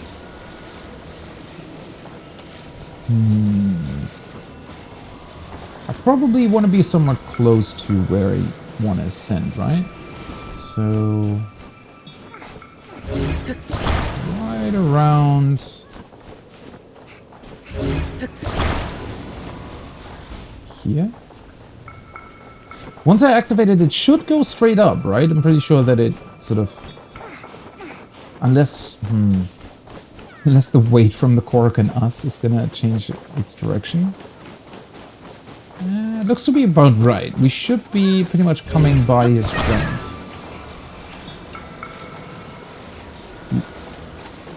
Need to be careful not to drop our little buddy.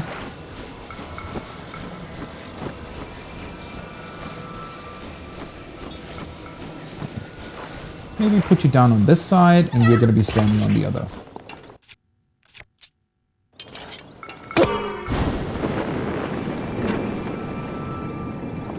It's too hot! Oh no.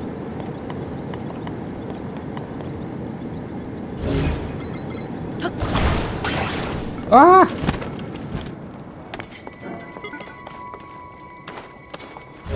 No! Damn it! Oh no! I'm sorry, buddy. Didn't mean it. Are you okay? I guess so. I'm really sorry. I didn't think... Why did the balloon fall that quickly? I thought it was just slowly gonna, like, descend so that I could catch it again. I mean, I would have been able to do that. It's just... Okay.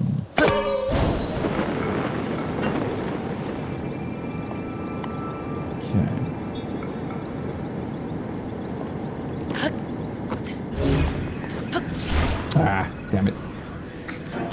Come on. Really? I disagree with that.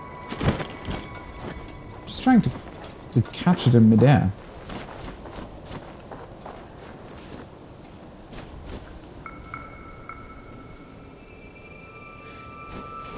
Can I...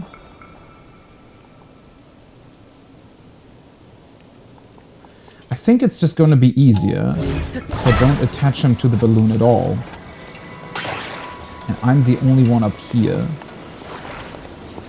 So you go over here real quick.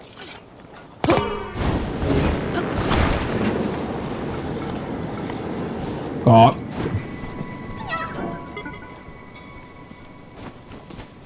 God, that is like brutal. I don't want to hurt him like that, but it's actually difficult to do this.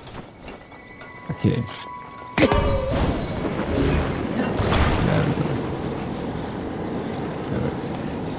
Camera is the issue because I don't really... There we go. No! Damn it! Oh boy.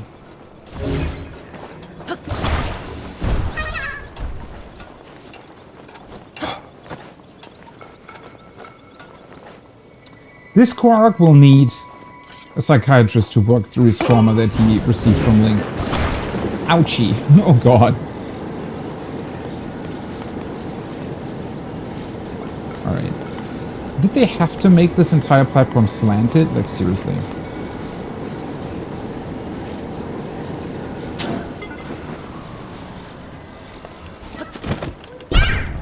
Where the... How? Why? It's actually pretty funny. Yeah, kinda. Okay, that doesn't work either. The problem is, like, I wanted to just drop him down next to his friend, but he's just...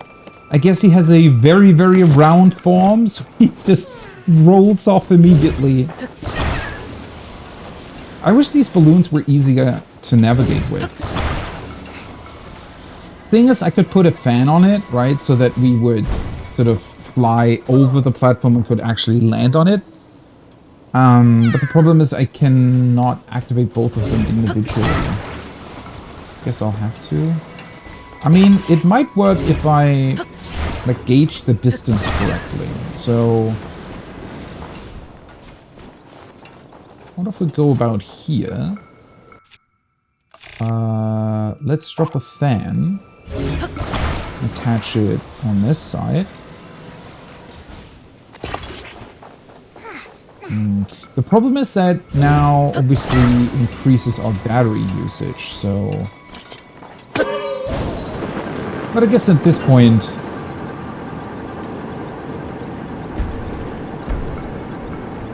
the Korok is already used to a lot.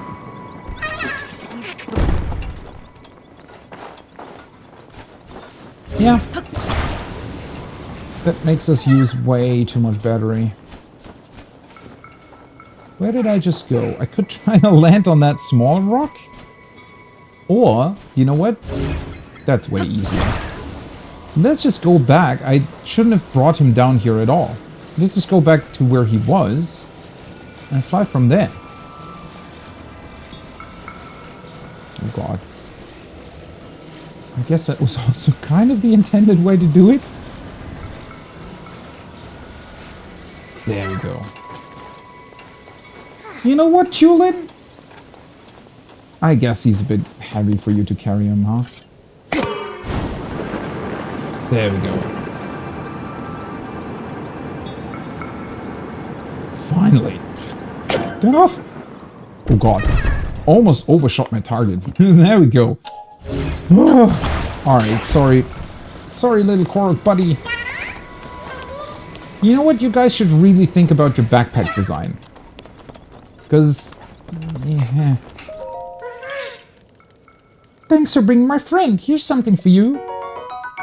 Yeah, I'm sorry what happened to him. You know, can you be like a little bit of a therapist and work through his issues with him? Because I think he's gonna be scared of fire and swords for life. With us standing so close to that. Okay, I could actually... I mean, that platform looks even more slanted. Do we just want to keep the thing around? Oh, I could land over there. So how far can we make it with our cool small balloon here? Honestly, I never noticed that, but with the flame emitter below it... oh god. Yeah, well, that didn't really work, huh? Boink. With the flame emitter below it, the balloon actually gets blown up a lot. What do I think they keep in their backpacks? That is a very, very good question. What do they need? Because they seem like they're sort of... they're in all kinds of places, right? So they can't they just sort of magically survive any environment? At least to a certain degree. So...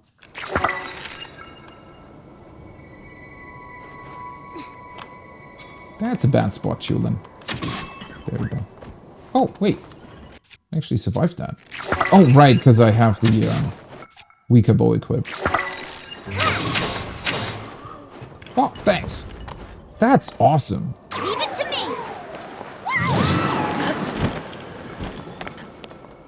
Oh no! Damn it! He blew all the materials away. Well.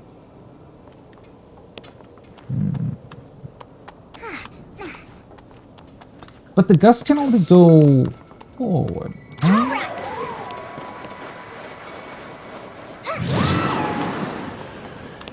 Yeah.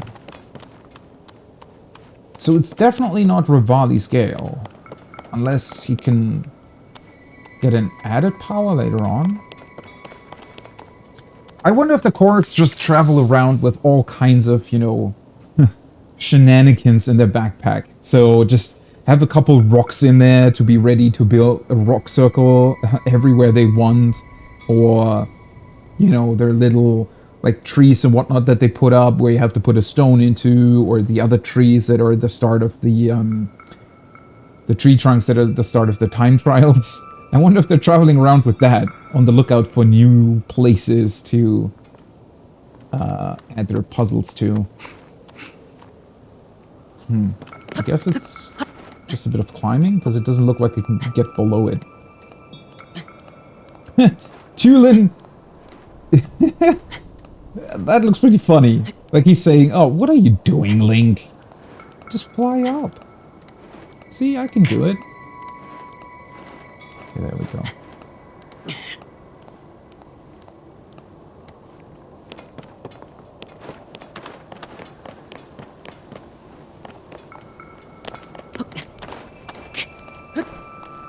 Still climbing further up.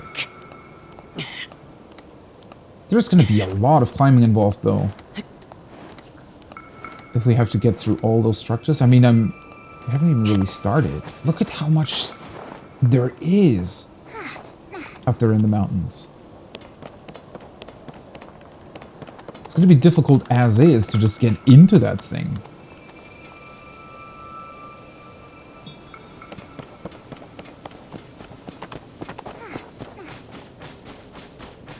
Okay, buddies. Are those snowballs or rocks? Either way, it's not exactly nice to do that. You know that?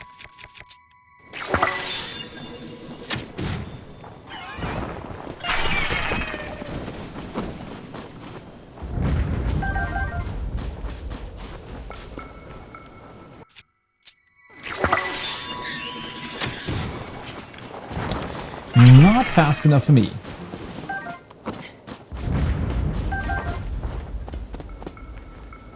There we go.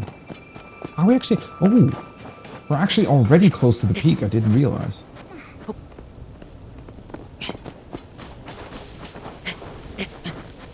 Wait, is this the correct peak? Because from a distance it looked as if this entire structure was on the peak, but I guess it isn't. Aw. Star fragment? Ooh, hello. Wait, where the hell is that?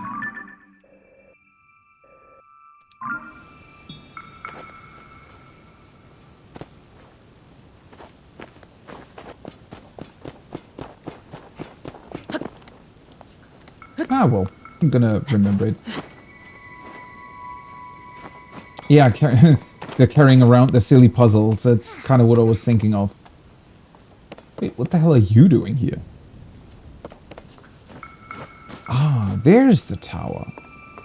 Alright, that's definitely a space I'm gonna mark.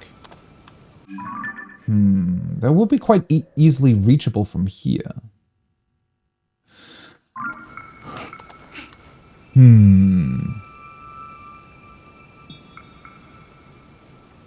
mean, that being said, once we're done with this, I'm pretty sure we're gonna get at least... Because we saw... Well, I saw one shrine, but that's all the way over there. But I want to say that we'll potentially get, like, a teleport point up here to be able to get... Not exactly back to this mountain peak, but, you know, in general, just back to these structures here. I love that they do look so different up close. From further away, I don't know, they didn't look as intricate. Ooh, there's a bunch of Zonai over there. So whatever reason there is for these things to be, you know, colored differently, clearly the Zonai kept their guards around these parts too. So, I mean, either way, even if it was the structure that was sort of gifted from the Zonai to the Rito, it could still be that the Zonai also gave them a bunch of their, you know, constructs to keep the place safe.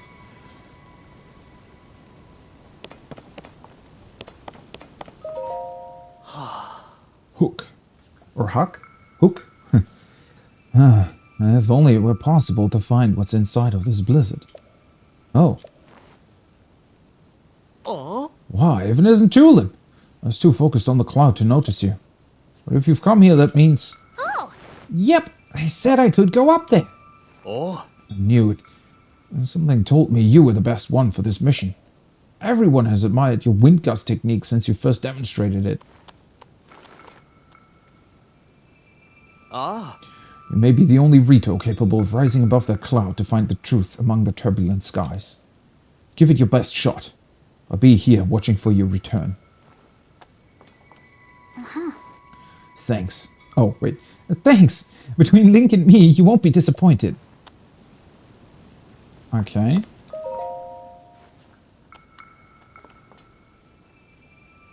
Ah. Just what could be happening above that thunderhead? Of us all, you may be the best suited to find out.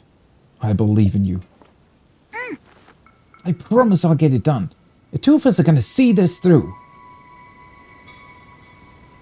Oh boy. Well, I'm excited. This is gonna be awesome.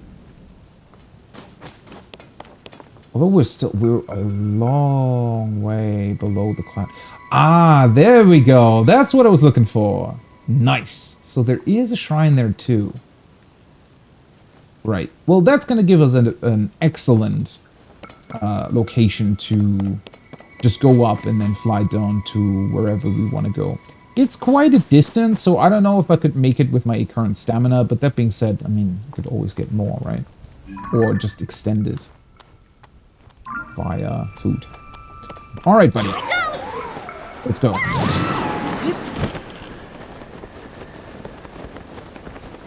The funny thing is, we could have done this without him, right? Because you could technically just take a billion Zona devices with you and just build things to fly over here. I wonder what would happen if you were to go and investigate this without him.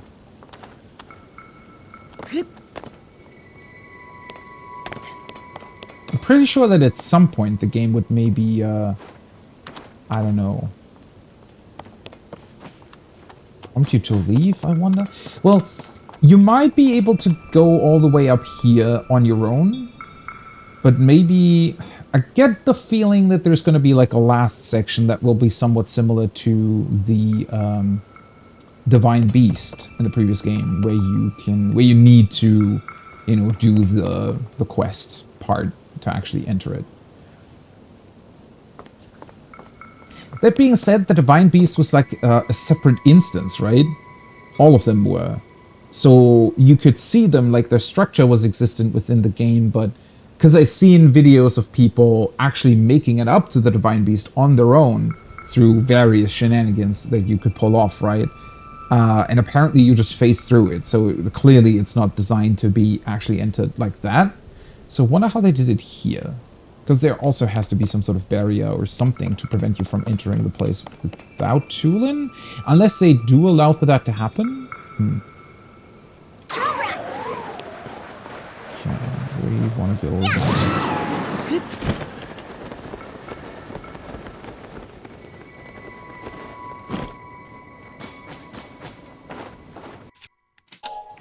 I wonder what Tulin thinks of our ascent ability.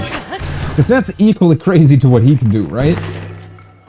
Technically way crazier, considering that, well, he is a bird. And it's not that unlikely that he can, you know, create gusts of wind with his wings.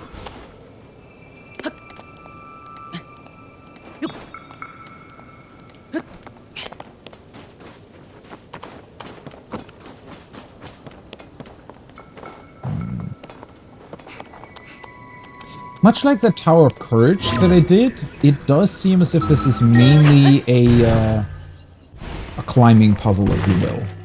Right? So it's about figuring out how to get up.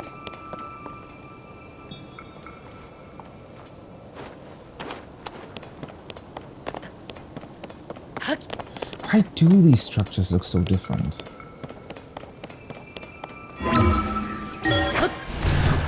They're very distinct. It's not like they just, like, took Zonai structures and painted on them. They look entirely different to what the other Sky Islands were looking like. Okay. Right, so the goal is to get beneath that, right? Because then we can ascend all the way through.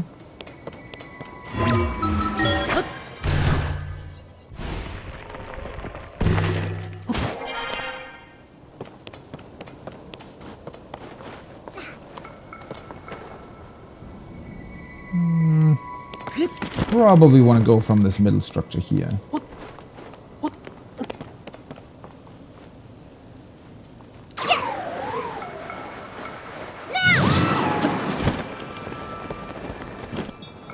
I'm not even quite sure if I needed that gust. Alright, this feels almost like the proper place of entry though, right? Because now we're gonna go way further up.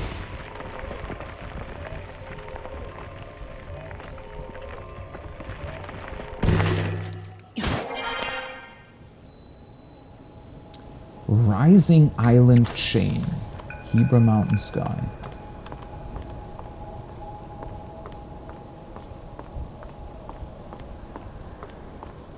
That sound, it's not even music, right? It's like that sort of ominous sound in the background. Now there's music coming in. It picks up on that same snow melody that we had earlier, you know, when you're just in snowy environments.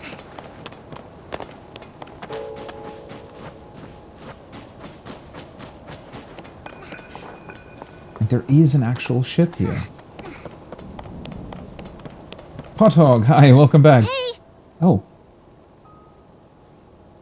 I did, yeah. Which I think is really, really cool. That we have a companion to walk around with doing this part. Link! It was around here that I saw Princess Zelda. Oh, you were all the way up here already. Okay. But now, I don't know where she could have gone. Oh? Huh? What is that? Yeah, I was gonna say. So this has to be one of the... Because we saw the silhouette of the supposedly big Stormwind Arc in the actual Blizzard cloud. But the song and the legend talked about them building smaller ships first. Wait, can I get that together again? So the smaller ships were meant to... Because they wanted to help the Zonai get back to where they were, right? So the Rito started collecting materials and the Zonai fused them together to build these Skyships. But the big arc was built later on, so this has to be one of the original smaller ships.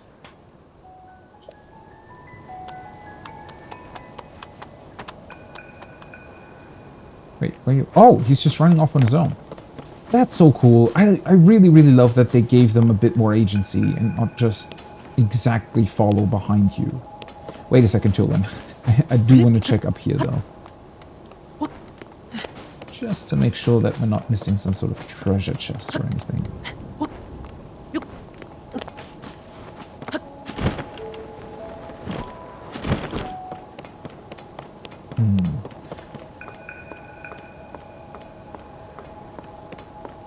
But it definitely also suggests, or rather, I'm pretty sure, that all of these now floaty bits and pieces were once like one big structure that just broke apart. And is now sort of drifting and floating in different heights. Whoa. Oh, wow. That's a lot of boats.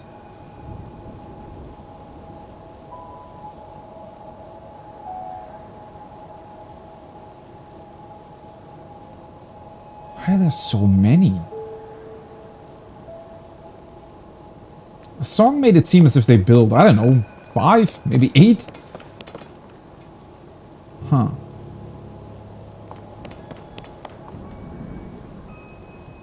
Agency? Learning new words? Like, that's what you call it, right? Yeah, character agency, when they do stuff on their own. Or rather, yeah, from their own... what they want to do in that particular moment.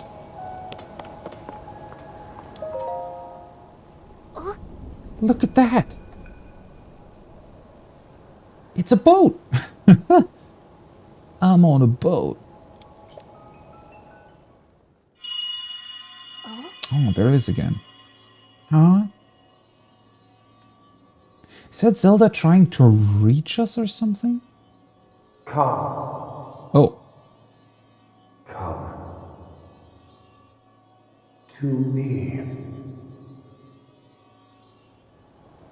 Well, that's not Zelda. Whose voice was that? Was it coming from somewhere up there? It's so cool. Thunder illuminating the big ship. Whoa! You see that thing inside the cloud? Is that another boat? But it's huge!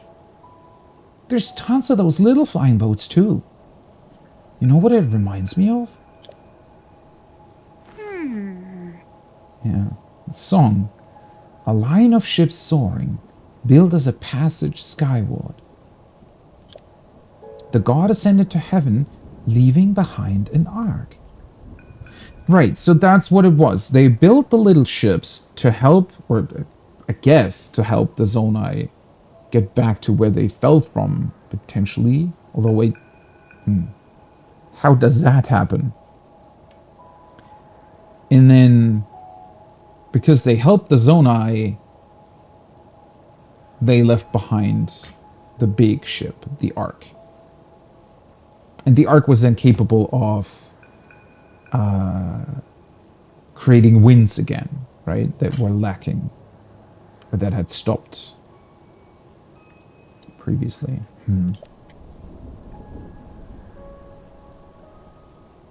This whole thing is just like the Song of the Stormwind Ark.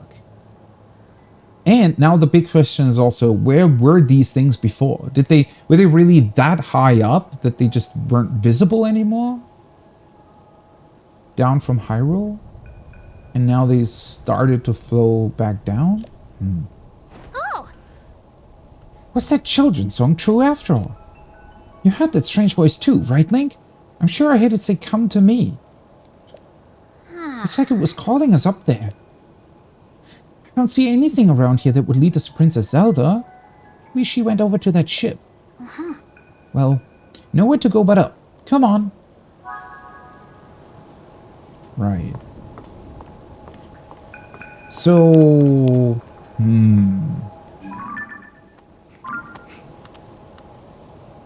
It was that same effect, wasn't it? Like this golden sparkly bit that seemed to have taken Zelda back in time. Makes me wonder if this isn't directly connected to her, but rather a similar connection back from the past. Maybe the very Zonai that they helped with those ships is still somewhere here for some reason, or they're, you know, similar to Zelda, they're like projection or voice, ghost, soul, whatever it could be, is still here, watching over these islands.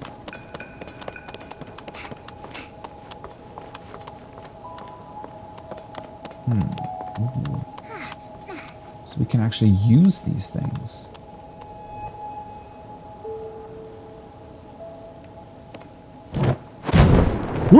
Oh god. I was not expecting that. What the hell? You can bounce? Oh, that's awesome. I was expecting us to have to use this gust ability to just make the boat float over here. Wow. Why would they be built like that? Huh? Okay. A bouncy sail. Maybe they used that as a literal jumping off point for when they were flying up with the boats, right? Because then they could just gain more height or something. Didn't expect that at all. Still mushrooms up here. Okay. I think this is the giant, like, donut-shaped hole that I saw from down below. The ice just wasn't visible. Slightly scared to actually make a break. Are we gonna fall down? Oh, you know what? I should be able to just do this, right? Yeah. Oh. Oh, it's just a chest.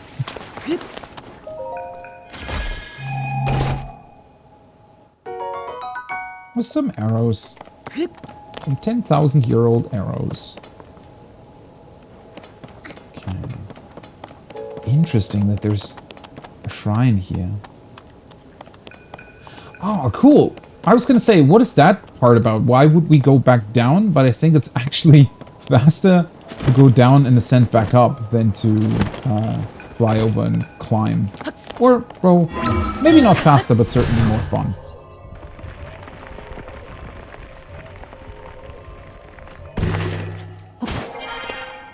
There we go. And as always, the shrine still seems to be a bit out of place, right?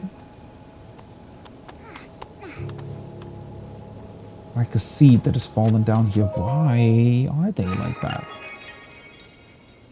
This game seems like a real improvement. I mean, it's not really going anywhere, right? So you can still hopefully play it in the future. But yeah, it's pretty much... It's the one thing that I'm somewhat concerned about is that it will pretty much be what I wanted Breath of the Wild to be. Like, as much as I liked that game, there were some disappointments here and there, right? The lack of like proper dungeons, the shrines not being that great, and I don't know. It very much feels like this is just on a whole other level compared to its predecessor, so I honestly think that it might feel weird to go back to Breath of the Wild after this, and it might feel as if it's just lacking a bunch of things, which is a weird position to be in, because obviously it was still a really, really good game, but it's one of those weird examples of when, well, a sequel or something else just comes along and it's just so much better that it kind of makes the original seem worse in comparison, even though it's still very good. Sometimes you get that the other way around. Thankfully, I guess, this time it's that the sequel actually improves on the first game in a big way. Sometimes you get that with other games where they already nail it on the first attempt. Ooh, that's a long way up. And then the second one just feels kind of bad.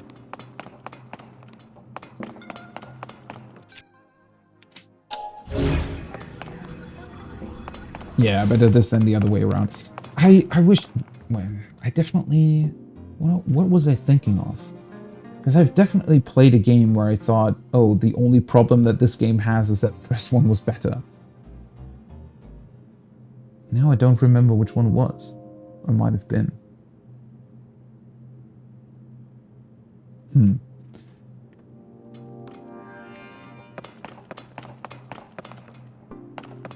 It is interesting that I didn't even notice at first. Tulin didn't follow us in. I guess he can't because he doesn't have Link's arm. Is he just gonna, you know, is he waiting on the outside, seeing Link walk into this weird stone and just disappear?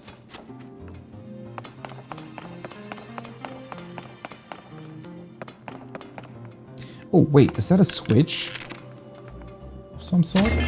Ah, there we go. Huh, that was very subtle. Because sometimes there are just these light-looking structures in the vicinity. Whoa. That is very big.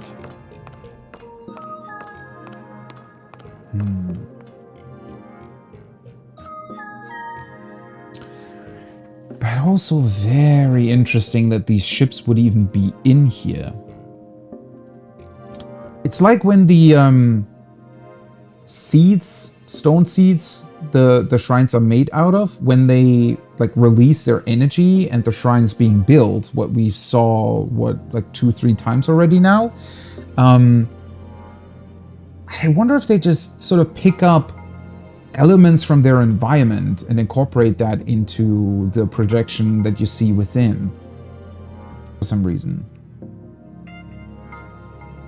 Yeah, the Tower of the Gods in Wind Waker, which I think is kind of supposed to be also a Zonai structure, I'm pretty sure, right? Because it like, everything in there has at least a somewhat similar style to, for example, what the Zonai constructs look like, right? Those same construct type things are in that tower as well. And the boss also has the same color scheme, I'm pretty sure, as the Zonai constructs do.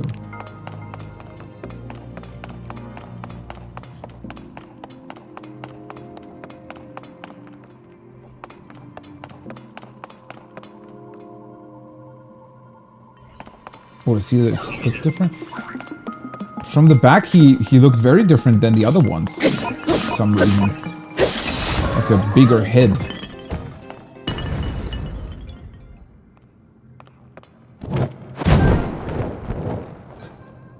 All the stuff flew up with the two. Where is it?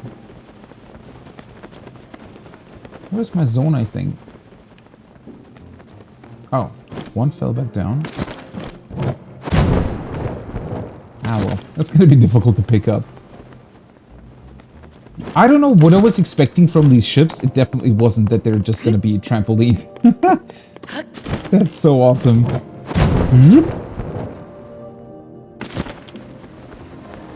Oh, I guess that's how we're gonna be getting into the storm then, right?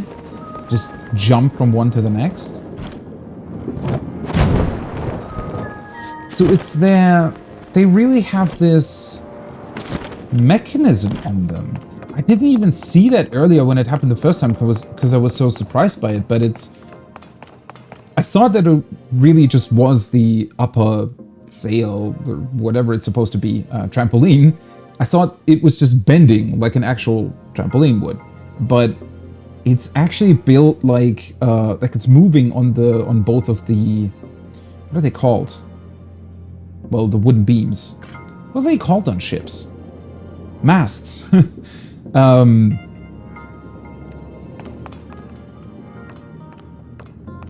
It's as if they have a spring in there, or multiple.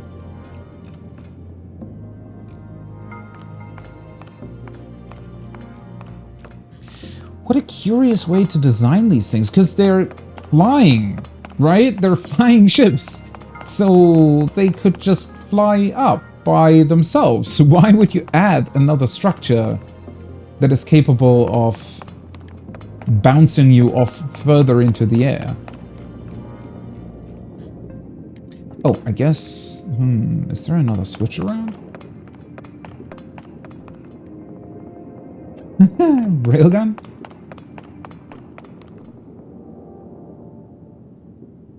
A little bit, yeah. But in a weird and very funny way.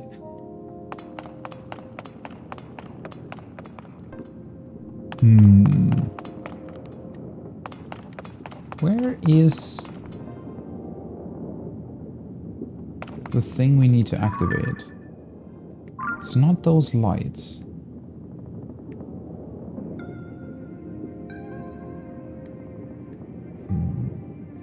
This thing is gigantic. The height of the shrine?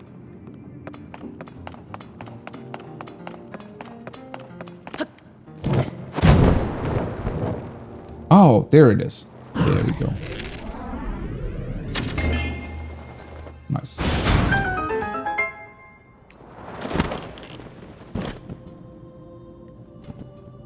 Huh?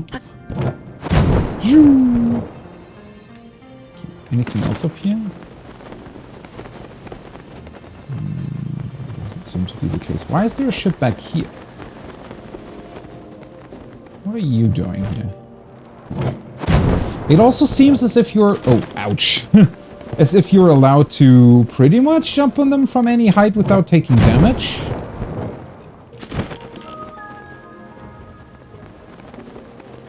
There we go.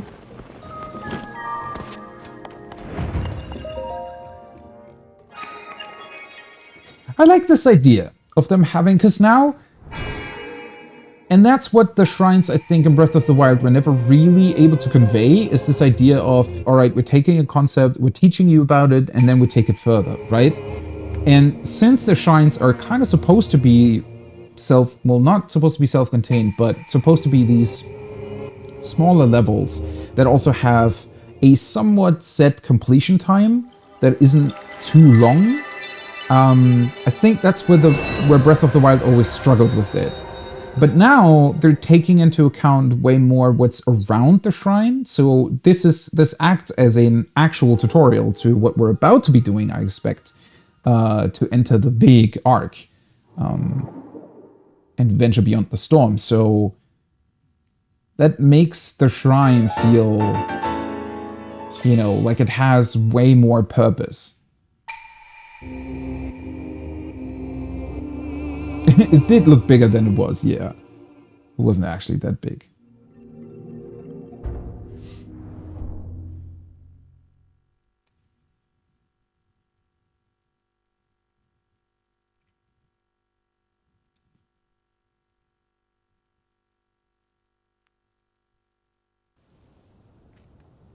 Alright. Well, now, thankfully, we have a teleport point. What up, Julin? Were you not... like, confused where I went? He just doesn't care, apparently. The one thing I wish is that you could actually talk to him about these things, right?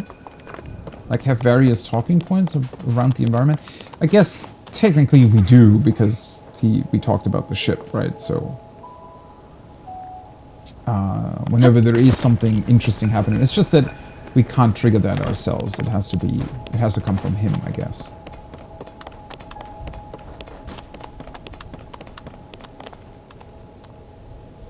Leave it to me. Okay, we probably want to just go straight here. I guess we could just go around the Zonai. This seems to be very broken up, right?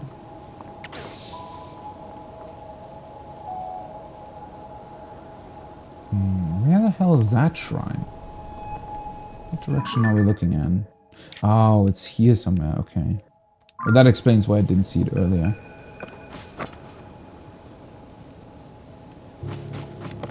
Perfect.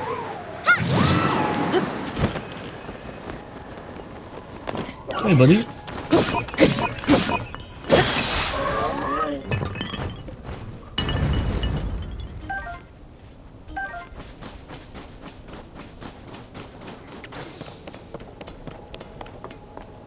Funny thing is, that almost looks like a ship too.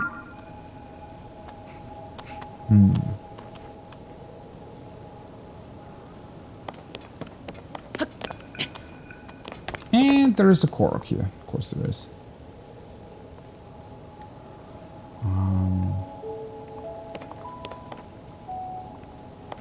Oh, wait. Probably just do that. I forgot that you can sort of activate it and then still walk a little bit with it. There we go. Can we come back up though? Whose fire is that? Oh, that might be the hut. Yeah, we're moving sort of into a westward direction. Ooh. That looks very cool. Is that like a zonite from the front?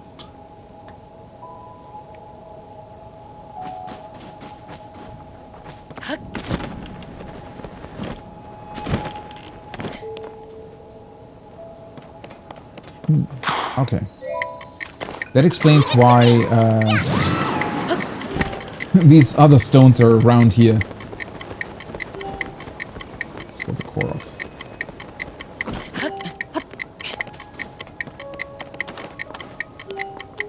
Ah! Okay. I think this is faster. Yeah. There we go. Yeah. Bye bye.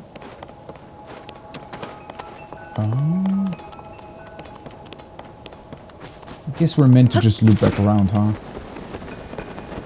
Ugly Korok. What are you calling ugly here?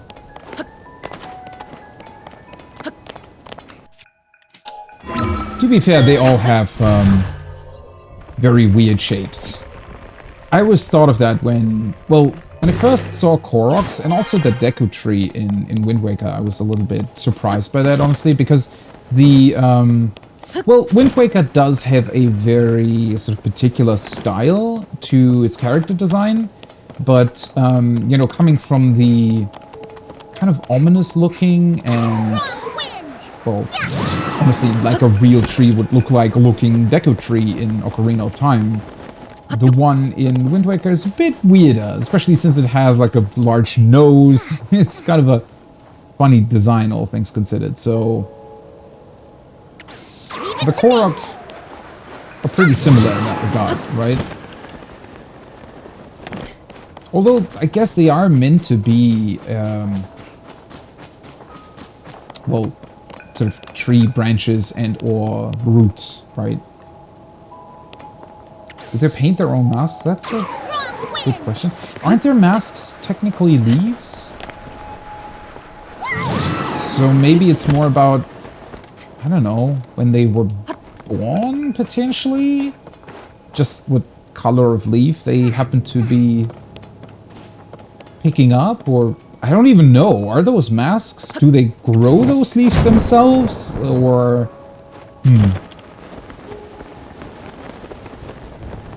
I don't know if we've ever really heard about that. They always just have them, right? It's like part of their body.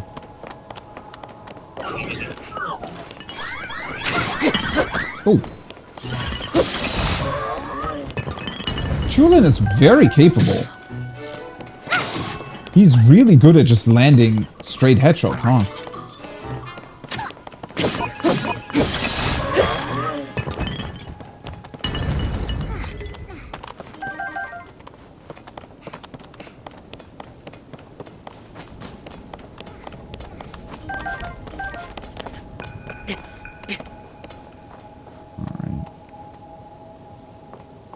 Easiest way to get up there. Can I? I can. Or not. Oh, really?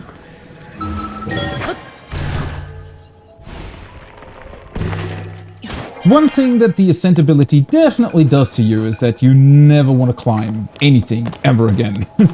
It's so much more fun just descending through everything. Why are these weird cube-looking things here? Can we move them? Oh, we can. Huh. So we could, let's see. We could ascend through here, we could ascend there. Can definitely also get rid of that ice. Ultimately, we're going to end up in the same place though, right?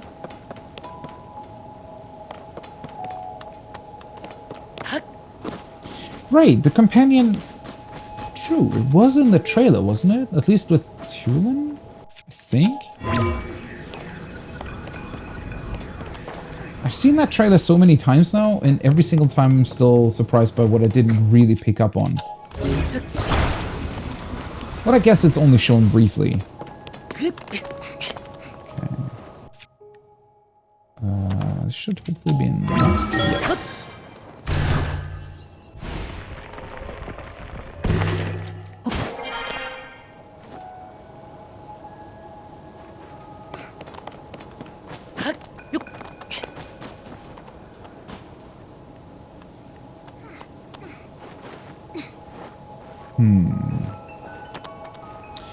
How are we getting further up then? Oh, hello.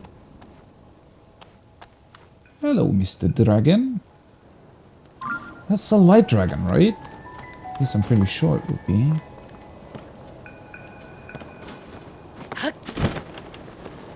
Oh, okay. So that zone over there is just protecting a treasure chest. I wonder if it's worth to go back down. Probably not.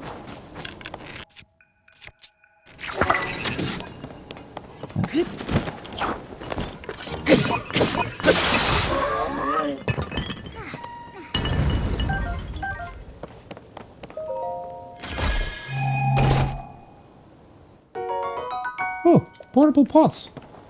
Nice. Oh. There's a lot more ice in there than I thought. Oh wait, that's the other tower though. That one. Do I need to get rid of that from here? Probably, right?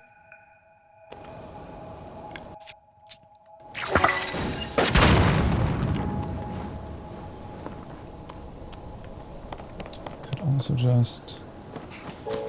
Right, because if I ascend it through there, I would just pop up where I already am. So I think we're meant to go in here.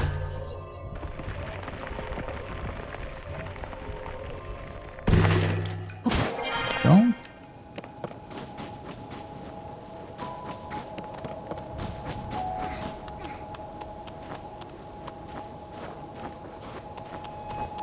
I like that you can see so much of the structure beforehand. Really shows you the scale of what you're going to be doing, right? Okay, I should be able to make it, I hope. Yeah, easy. Okay. And this is also definitely one like, temple entrance or something. Or was rather, at some point in the past. Whoa, hello there. What are you? It's like the big construct thing that we fought in the tutorial area. But that one was just a... it wasn't walking around like... Or wait, was it? It definitely turned into something, right? It was just... at first, it was just a big pillar with an alarm thingy attached to its head.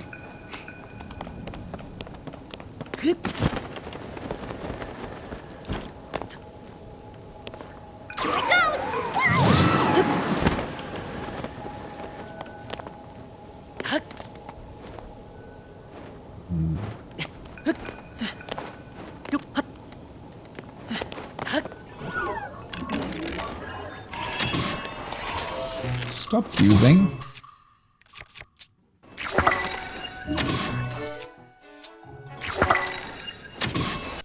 There we go. Wanted to grab the flame emitter. Okay. Looks a bit suspicious, but I don't know. I don't even think I would... Oh, no, I definitely would be able to ascend through there. Might be worth checking on. Just to make sure there isn't a Korok hidden here.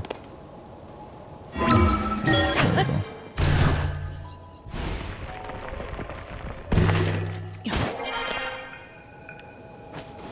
Nope.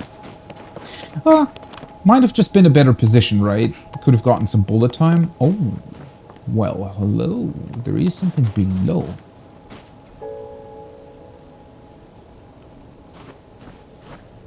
It's so cool how they... So you have to destroy the ice to get to the ship. Awesome how they incorporated that into here.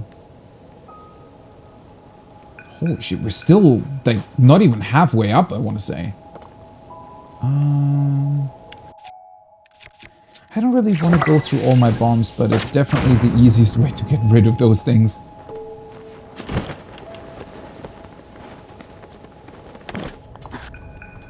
Okay, the chest. I really like these structures.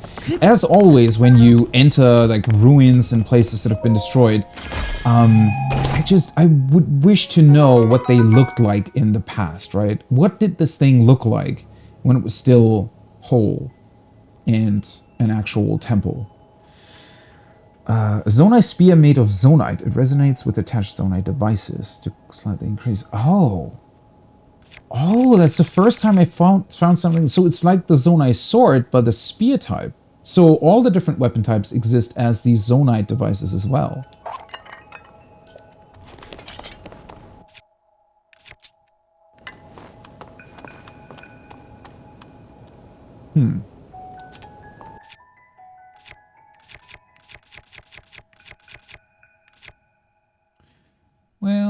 Well, might as well swap back. You know what? Let's take this spear for a second.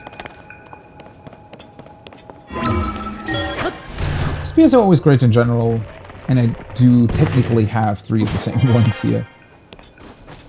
I called him Pillar Man.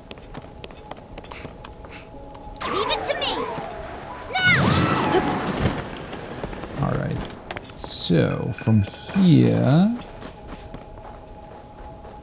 I guess he's just supposed to be... Yeah, you can ascend back through, so... It might even... No, wait a second, we can just jump. Forgot about this.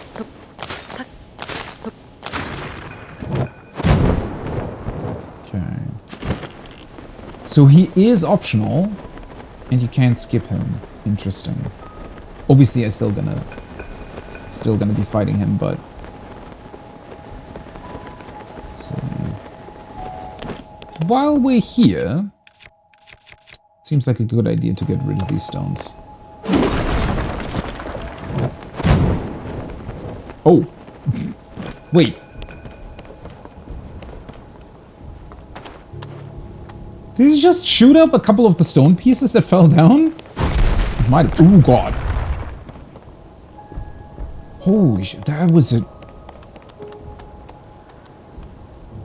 Well, let's hope nobody stood there. Is it actually... Now that makes me wonder if we could pick it up. If I were to just fly down. I mean, I'm certain we could probably rewind it, but then it would... Yeah, we could actually pick it up. That would be insane. Well, now we even have to look out for, like, fallen floor pieces, it seems. Has he got a treasure chest glued to him? When did that happen? Okay. Before I'll fight him... You know what? It might be worth it to eat these. A little bit more attack power, and then we can save. So the one construct in the tutorial wasn't super difficult to deal with. But I wonder if this guy's gonna, you know, just deal a bunch of damage. Well, either way.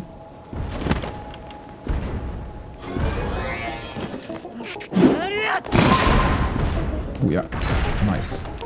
I wonder if I could have just sneakily opened the the treasure chest right away without even... Come on.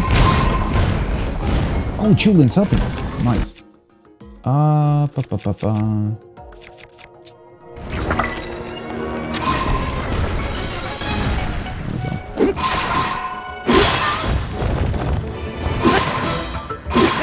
Yeah. He doesn't have that much HP.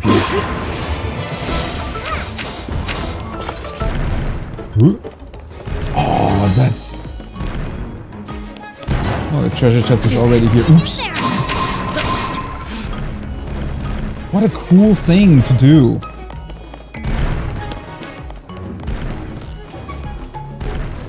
Well, I can also just shoot it, I guess. I love that. So they all sort of take different shapes, right? Whenever they're doing their thing. The one in the tutorial area created a plane that you had to ascend through in order to hit his weak point. And he's just a cube rolling around on the floor.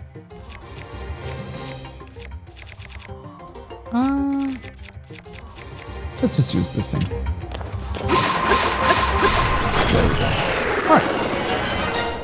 Wasn't super difficult, but very fun. I really, really like that. Another portable... Oh, we got a rocket. Cool. I really, really like that idea of him being a cube. Or a dice.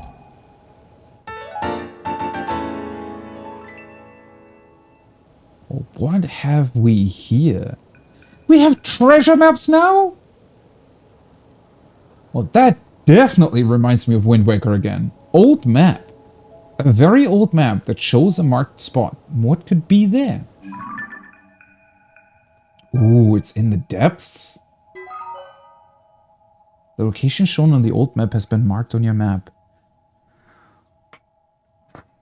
Wait a sec. Okay, why would a Zonai construct from a place far up in the sky be carrying around a map that refers back down to the depths?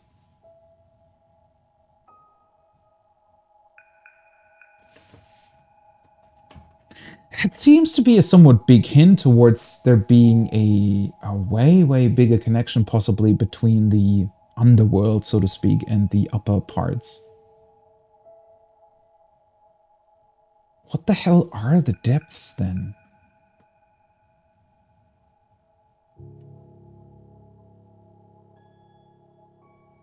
I don't know if that's just my Elden Ring experience talking, but when I first entered them, I was speculating about it potentially being, or like it was the original surface, and then something else got just placed on top of it for some reason.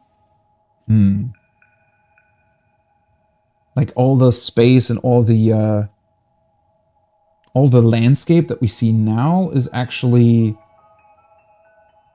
some sort of giant Zonai built land that for some reason got placed on the old stuff.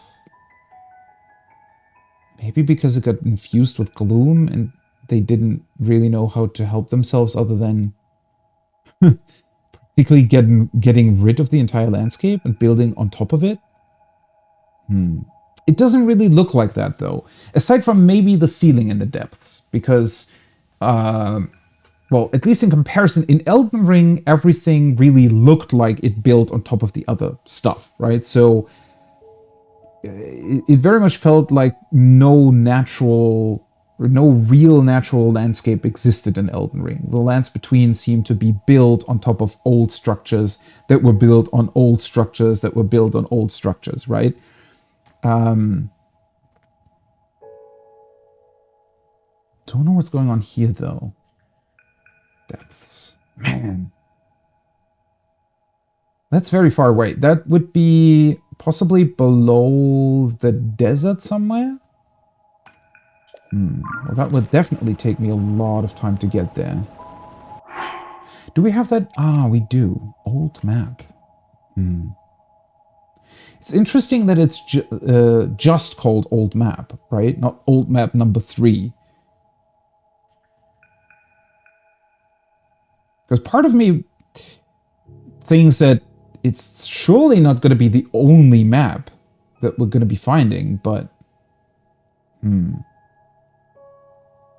they're all just called Old Map? I mean, it has a ×1 here, so maybe there... Could also be that they're randomly placed? I don't know. That would be weird. God, I love all these like, little key items, half of which I still don't really know what they do.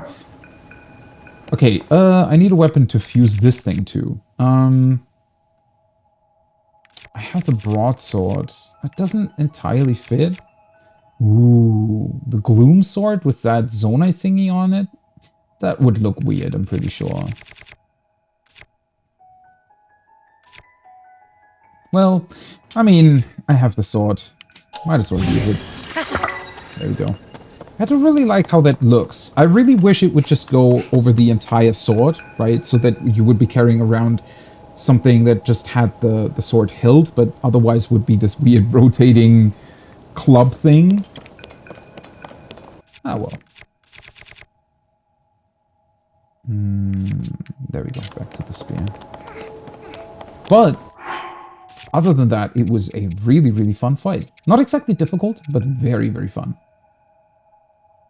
Okay. Well, I guess my double attack up also helped, right? I didn't really think about that, but...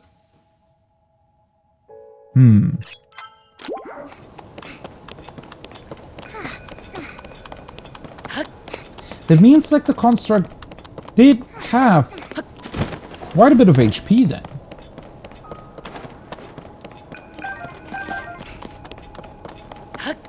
Just I guess I was very, very prepared for it. Alright, now we can ascend back, but there was the other icy thing that I still wanted to check on.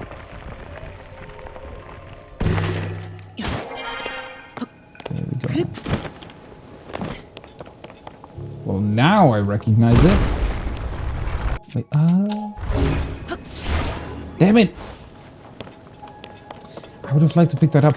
Ooh, now I wonder what would have happened if I were to grab one of these giant cubes and just let it fall on top of the construct. How much damage it would have taken? Oh god.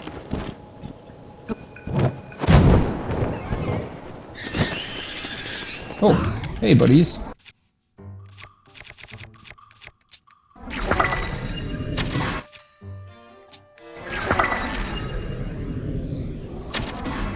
There we go.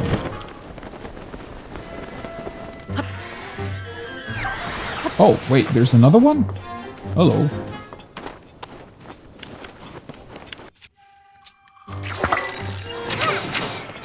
Alright.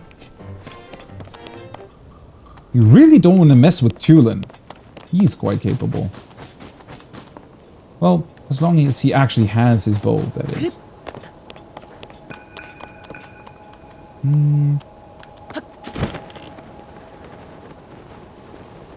Could still land here, right? Yeah. Okay, that works. Oh! What?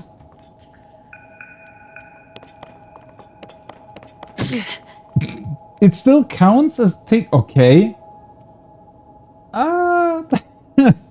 That looks a bit ridiculous, but sure, why not?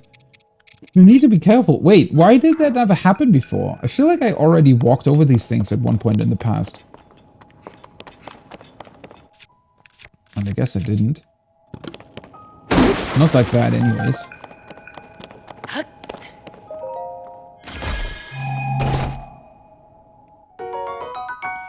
More arrows. They really want to make sure you're not running out of arrows. How many do I have currently? Where does it even say that? Here, right? Yeah. Okay. Oh yeah, that's where we're supposed to be going, right? Yeah.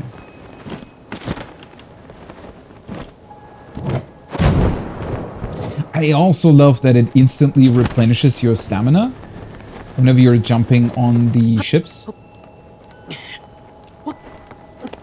I guess it has to do that, though, now that I'm thinking about it, because we're about to be jumping from ship to ship, right?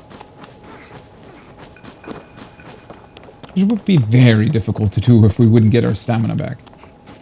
Okay, so that's another trampoline ship.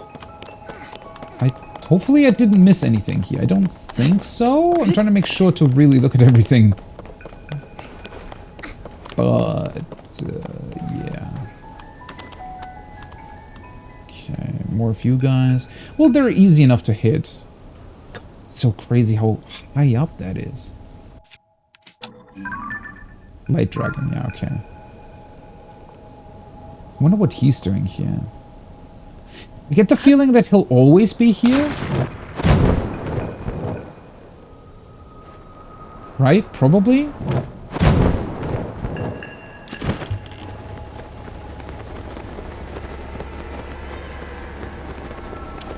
Ooh, what's up with the scary music all of a sudden? Is it because we were approaching enemies? Maybe. Oh god. Very awkward positioning.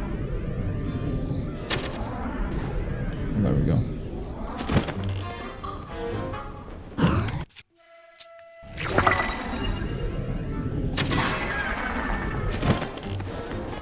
And now we just make our way. Ooh. Wait, that's also new. So it can sometimes, when you're still paragliding, it sometimes just auto picks up whatever the creatures dropped. That's pretty cool. Maybe if it falls a certain distance or something. Oh god, I love the build-up of the music. I mean, that has kind of been a thing throughout all of this, but it's crazy to me how many stages there are, right? Because there was that ominous rumbling when we first went out of the cave and just saw the silhouette of the big arc behind the clouds. Then it changed again when we first entered these ruin structures. And now we're getting the really ominous music.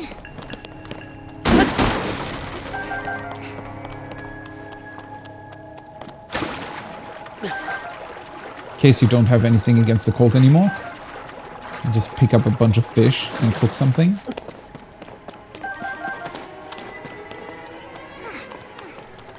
Oh, wait, the Zonai are fighting the flyy birds.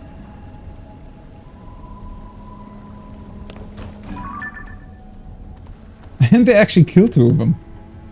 Well, they don't have that much HP, honestly. And the Zonai are pretty good at shooting arrows, as you can see. God, that always looks so brutal, right? One of them shoots them down with an arrow, and then the other two just go in with their clubs and go ham on it. Alright, well, thanks, buddies.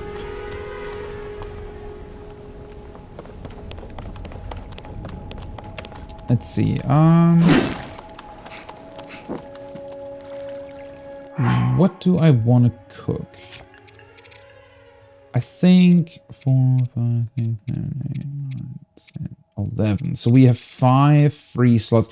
I wish it would actually tell you that. That would maybe be pretty cool if you had an indication of how many, how much stuff you can still carry around. What was it that I wanted to create earlier? Oh yeah, attack up in cold weather, right? When I didn't have the... When did I pick up 63 of these things? Holy... Alright.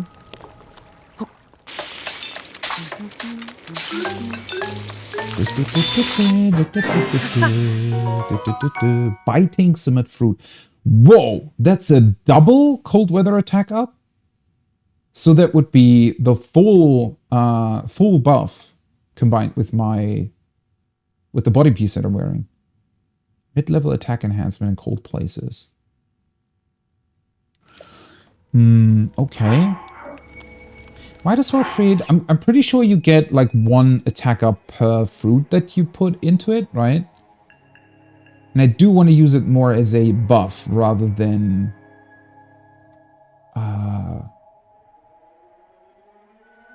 rather than for healing. That being said... It's not an elixir, so I wouldn't be able to combine it with monster parts. But there has to be something that I can add to it to make it last longer, I think. What happens if we add an apple?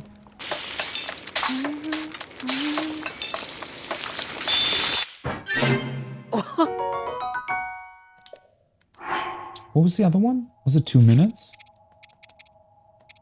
Yeah. So the apple added 30 seconds, but... Huh? Why is it only a level 1 attack boost now?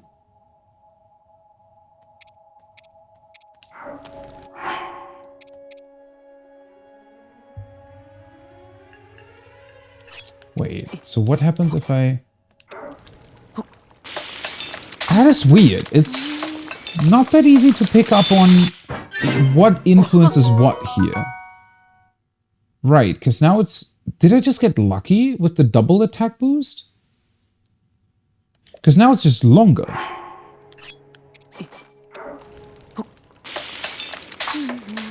Might have gotten lucky with that. Oh, well, now it's a crit. Okay. But the crit only added... Okay, well, Can I still create one more?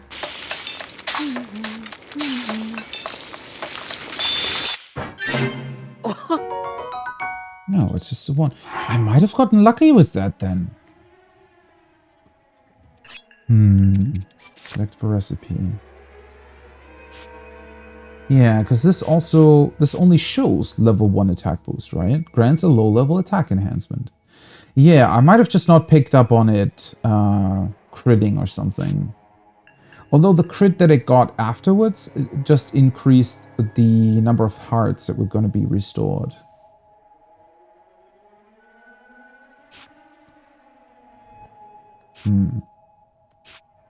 So it's a level 1 attack up for a minute per fruit, right? So 4 means 4 minutes. So 5 is the maximum that you can get. And then I guess like half a heart per fruit as well. Or like 1. I think it gets rounded up. And the apple adds to the effect, but only half a minute instead of a full minute, since it's not the same fruit. Okay. Well, that makes more sense now. I was really confused where I got the double attack boost in that one dish. But I guess that must have just been luck then.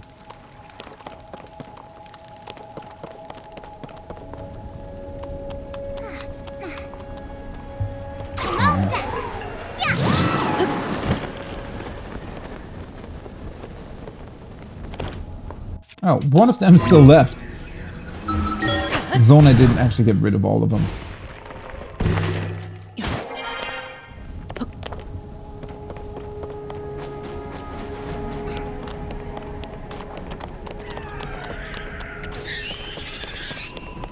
Oh, okay.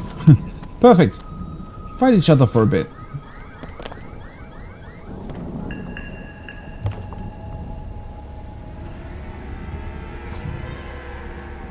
We're still going so much higher than what we are right now.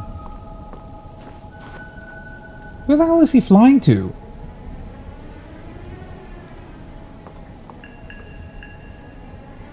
Well. I guess we'll have to do that ourselves then. Oh god, almost fell off.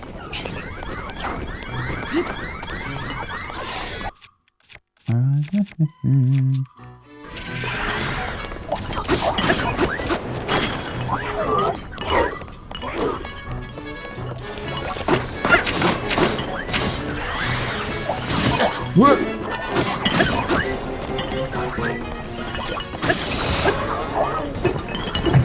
I didn't even realize, so when you hit them with the spear like that... Oh god, I blew away all the stuff. Where's the last one? Oh. Was it just that guy? I think Chulin took one out all his own. Very cool. I didn't realize that the effect of the wind gust of my spear would actually blow away the weapons and the shield that they're holding.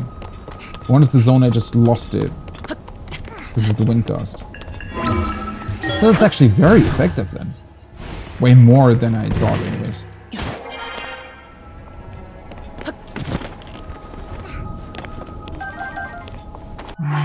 Might as well heal up a little bit. Let's see. Still have like a low level. Not really. Oh, there we go. And I still have absolutely no clue what the hell those glowy things are about.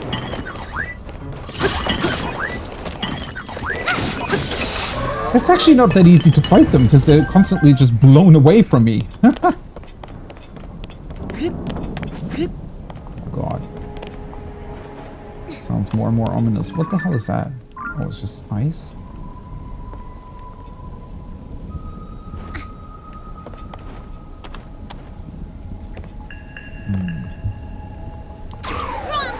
Sometimes I think they're just giving you those ascent places in case you do accidentally fall down, maybe?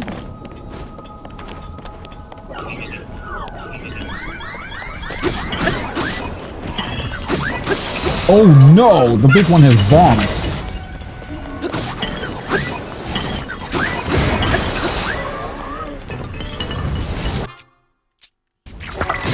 Oh god! Oh, damn it! I didn't realize there was one to my left. The problem is they have such a long time until they actually explode. Might as well go with this one for a change. Oh.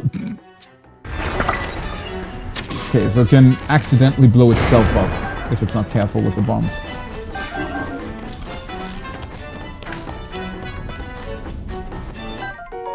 Ah, there's one.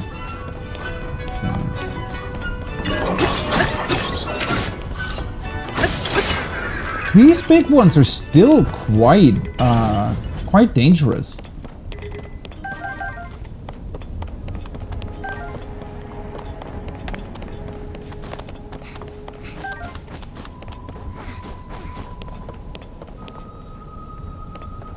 Ah, there's a chest there. Okay, that explains why we are supposed to be sending back up again. Oh, really? Whoa. That was a dumb way of losing my additional heart. Okay.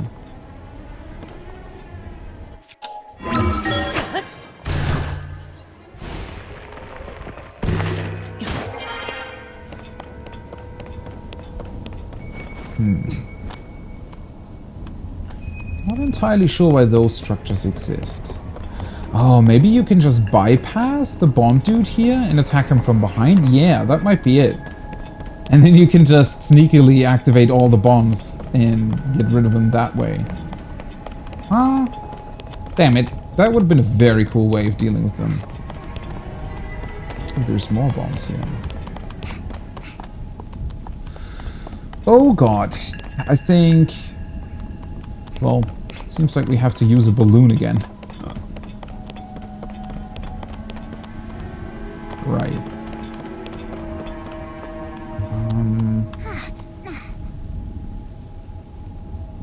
Well, thankfully, this time we don't have to transport a Korok at the same time. So, I guess... I'm just gonna build the same balloon again. And then just...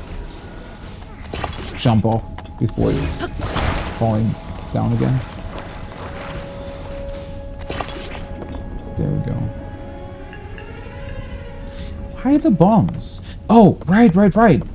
Man, that's so cool. So if I really had gone down below and entered this place without these three dudes seeing me, I could have just taken all of these bombs and just obliterated them. Ah well. Next time.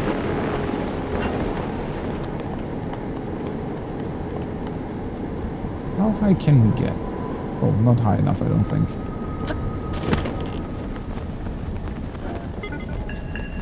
Subconsciously, I always think that I won't be able to fly that far with my battery already depleted like that, but obviously stamina and battery are two different systems. Okay. We're getting close to the airships, although this is definitely taking way longer than I thought it would. Well, then again, it's an insane height that we're ascending here, right? Although it still looks... Ah, well, we are actually getting closer to its bottom. But we're already higher than Death Mountain. Where is our... Is that our tutorial island? It's difficult to tell from here, honestly. Oh yeah, that's the Temple of Time, definitely. That's the Temple of Time. Alright, so... But that island was way further below the very first bit where we woke up. So we can definitely go quite a bit higher. And it seems like we'll have to as well.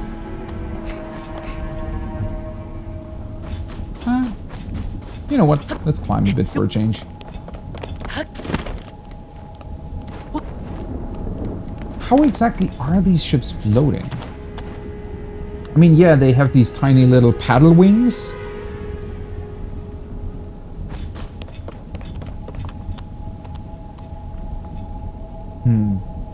But then again, most of these structures are... What I said, they're pretty different to the rest of the Zonai stuff that we've seen so far. They seem to be lacking the upside-down pyramids with those weird antenna things inside that I speculated was what was making them float. Maybe it's some sort of... Could also be some sort of wind magic, right? That is attached to the ships. And that's why they're creating these little clouds around them. Alright, well. This looks interesting. Ooh, nice. We get another shrine. Yeah, so they really built the shrines up to be more like checkpoints in these places. I like that a lot. Is there anything over there? Ooh, almost missed it.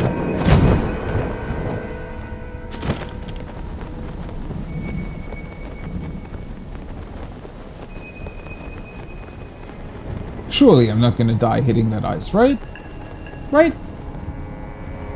The cool part is you can also create, I'm pretty sure, a gust of wind mid-air. There we go.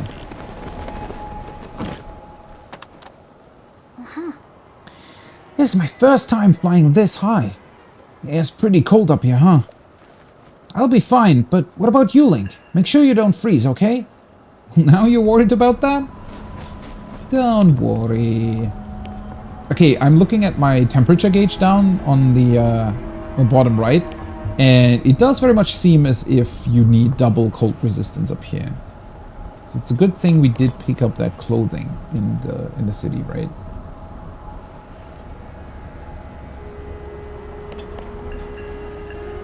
Okay. Is there anything up there? Oh, wait, it's actually too high to ascend.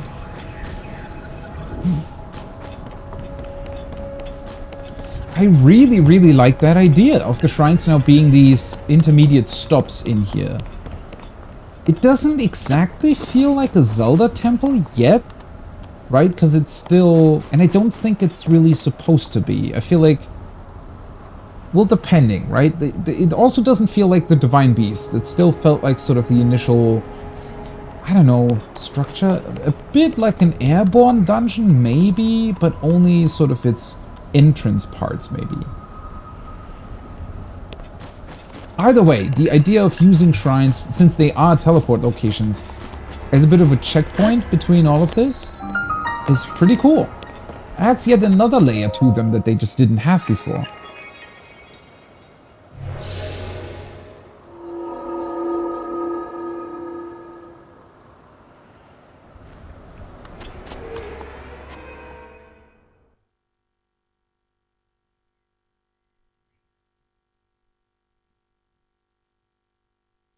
Oh, now we are also on that part of the map that we could still see. Ooh, it's also just a checkpoint, quite literally. So you're getting rewarded for making it up here.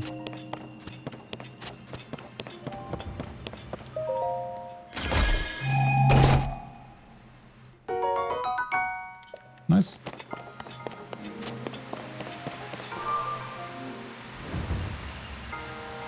Lovely surroundings. And now that I'm looking at it again, given the new context of what these shrine seed stones look like when they're not activated yet, this is actually this. It's as if we're literally located in them, which we are right now. But when I found that shrine, that still wasn't fully built, right? Sort of southwest of Rito Village, close to where the three-headed dragon was. The shrine bit, or the seed stone, looks green, right? But it has that sort of energy flow that is surrounding it, or not surrounding it, it's like on its surface. And it looks like this, just from the outside, right? And now it's as if we can see from the inside, these swirly bits that are creating this ring around everything.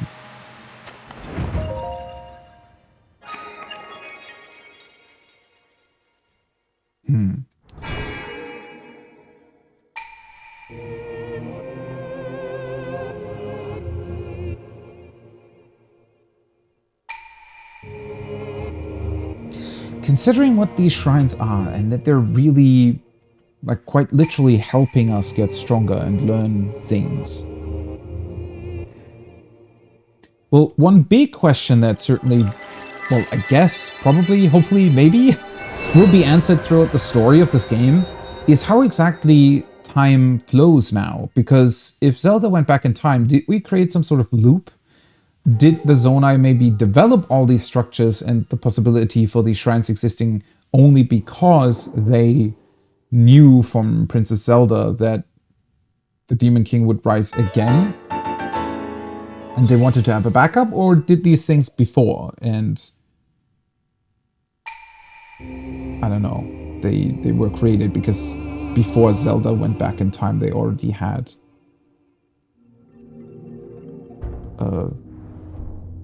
well, some big evil that they needed to fight and prepare against.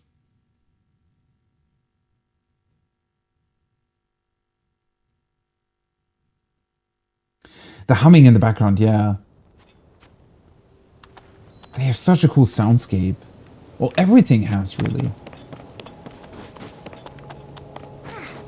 It's like well, with all the little bits and pieces, the hum that Link does, there's so many unusual sounds in there. Breath of the Wild did that to an extent, where it also felt like it was incorporating sort of environmental sounds into the music, right? But not to this degree, because in Breath of the Wild, it was always very similar, right? They just had that piano tune, and it was obviously playing different melodies, but it was always somewhat similar. It just picked up on some environmental sounds and then played the piano over it. But now we're getting all of these different sounds and things. It's like with this structure where we're in, it felt like they also, well, they're picking up on it, on the wind blowing, the thunderstorm. It all sort of, it's very much connected, right? It's not just, oh, there's music and then there's the sounds. It's everything's flowing together in a very cool way. Also, this is a bigger ship, right?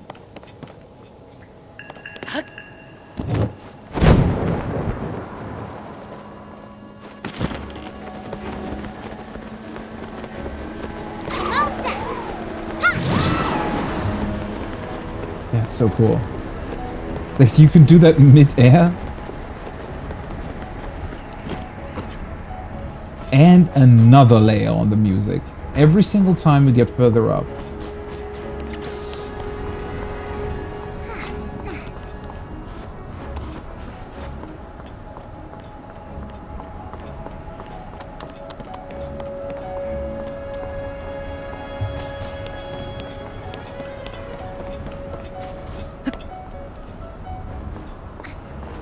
I cannot believe how cinematic it feels through that. Even though that's so difficult to pull off when you don't really know what the player is about to do or what pacing they have, right? how quickly they move from like level structure to level structure. It works very well in here. All right. So, I guess we're on to the final approach then.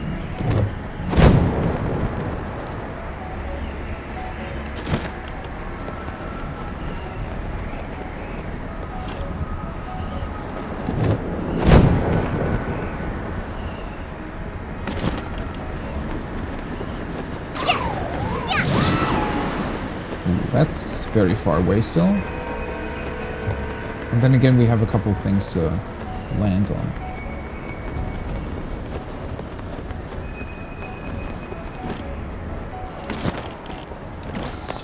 God. Imagine if I accidentally would miss my glide or something. I'm gonna be falling a long way if I miss a ship here.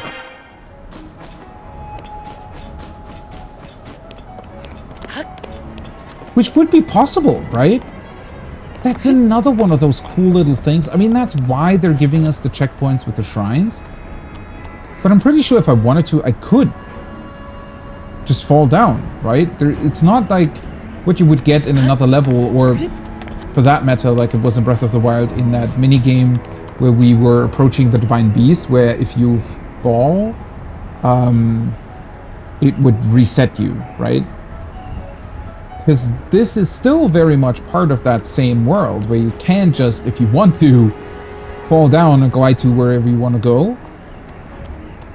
That's something about that is just insanely crazy to think about. Oh god, they're fast. Leave it to me. They're very fast. Way faster than I thought. Oh. Okay. Right. So we need to time that. Should be able to get to that one.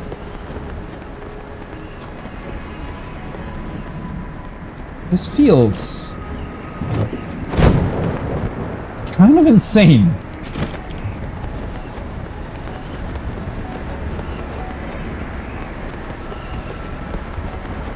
Yeah, it's also blowing us away from the center here. So the center wind. You can really feel that tugging on your character while you're flying up here.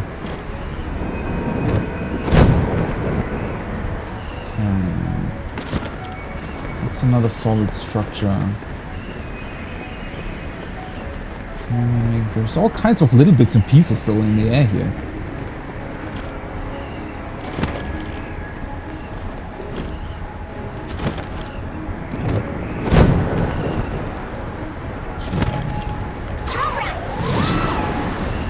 Should be able to make that, yeah. God, the wind. It's really getting crazy now. This looks like it was potentially the former entrance to whatever temple thing they built here. I also like, so every time you land, it brings in that, well, instrument that I don't know the name of. God, the wind. Crazy up here. We're above it. Oh, wow. I don't know what I was expecting when I got above it, but not really this. Holy shit. So there's like an entire additional layer above it all?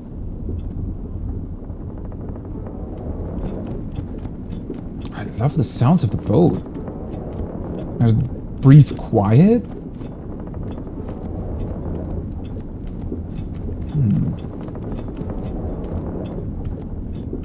But I want to say it's still not the highest point that you can reach, right? That still looks higher.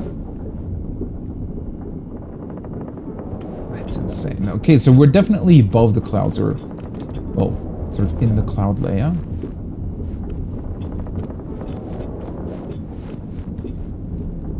It is insane to me that they allow this to happen. That is such a difficult thing to pull off, right? Because, well, I mean, the game world has to end after a certain point. It cannot really stretch on forever. So making it seem as if it does. Not the easiest thing to do at all. They did a cool trick here with the light sort of... You would have that same sort of atmospheric effect, right? That's a thing that it exists in real life. If you look at objects far away, you literally see the air molecules, if you will, between you and what you're looking at. Because, well, after a certain distance, even though air is pretty thin, it's still visible, right? If there's enough of it in between you and whatever you're looking at. They're kind of utilizing that effect here to blend sort of the cloud layer with everything else in the background, and obviously the color scheme and everything helps too. So it really looks as if you just can't quite see through sort of the thicker air or atmosphere that is still here.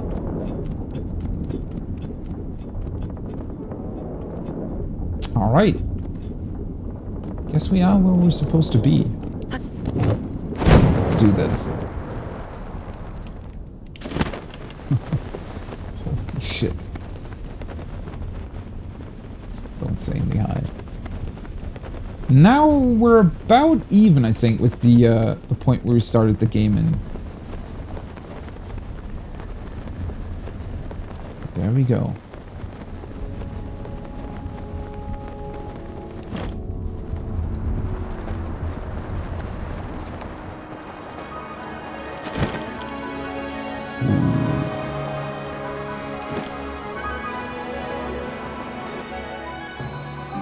Wind Temple. The legendary Stormwind Ark. So they are finally called temples again? Oh, gives you your stamina back. And we get a dungeon map. Okay.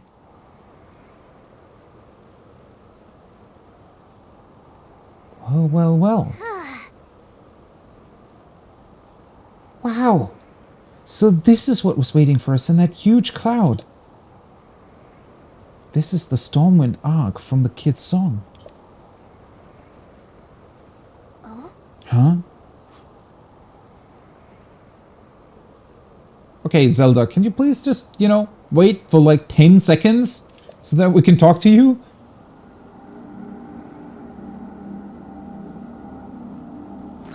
Huh?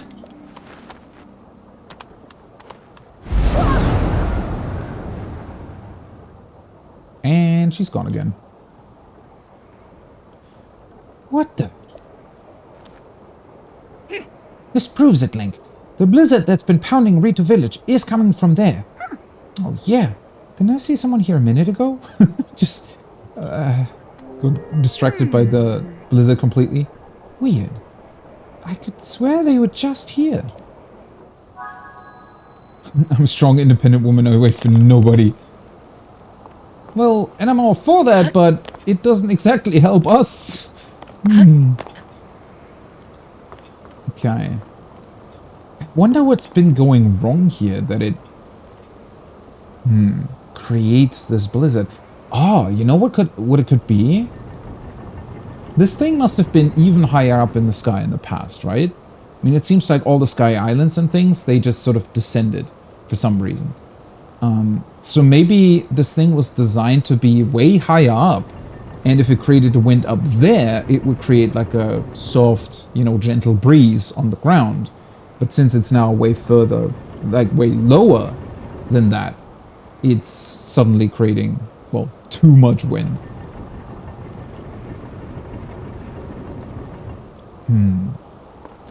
Okay, so this is the Wind Temple. One thing that I'm still not entirely sure about, though,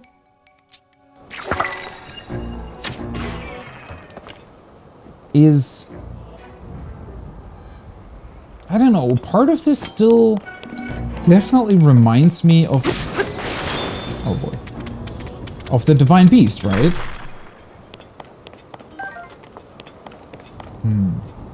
Because it's also way more open than temples were in the past, similar to the Divine Beasts. So I wonder how big this really will be at the end.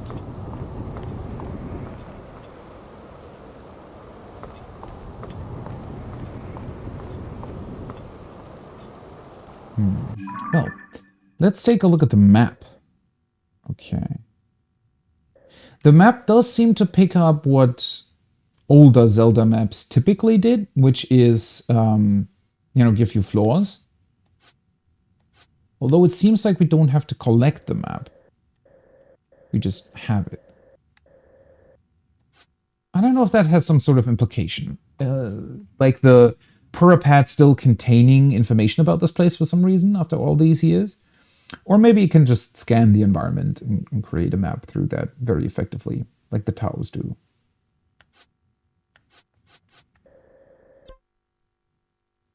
Download first. That's the shrine that I did earlier. I wonder why that's still visible. Because I could also just do this, right? World map.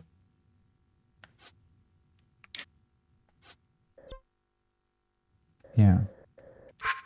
Weird. Weird that it's still here. Maybe because it's considered the entry point to the temple?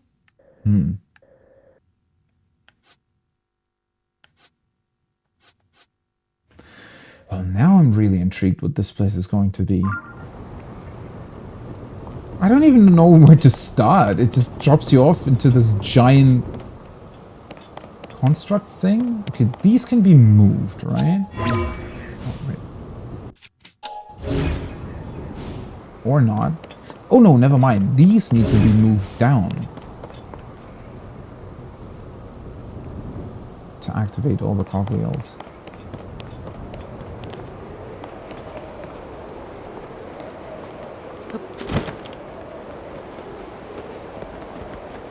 Ah, okay. So this way... No, we can't fly out of it. Is that thing gonna shoot at me? Is that a cannon or a telescope? Makes weird movements. Ooh, wait a second. One of them is already active. I didn't see that. Okay, and then we have that structure, which, in terms of its construction, looks oddly similar to the Temple of Time, doesn't it? I completely forgot this place. Huh. So maybe we have to do two things. We have to activate the cogwheels first, and then we have to make these things lower down.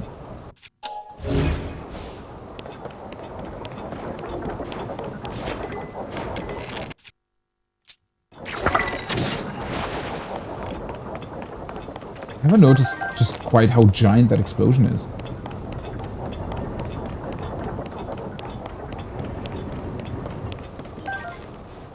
Well, let's actually activate this thing. Let's see what it does. Ah. So we get a teleport point directly into the temple that way. Makes sense. Oh. Okay.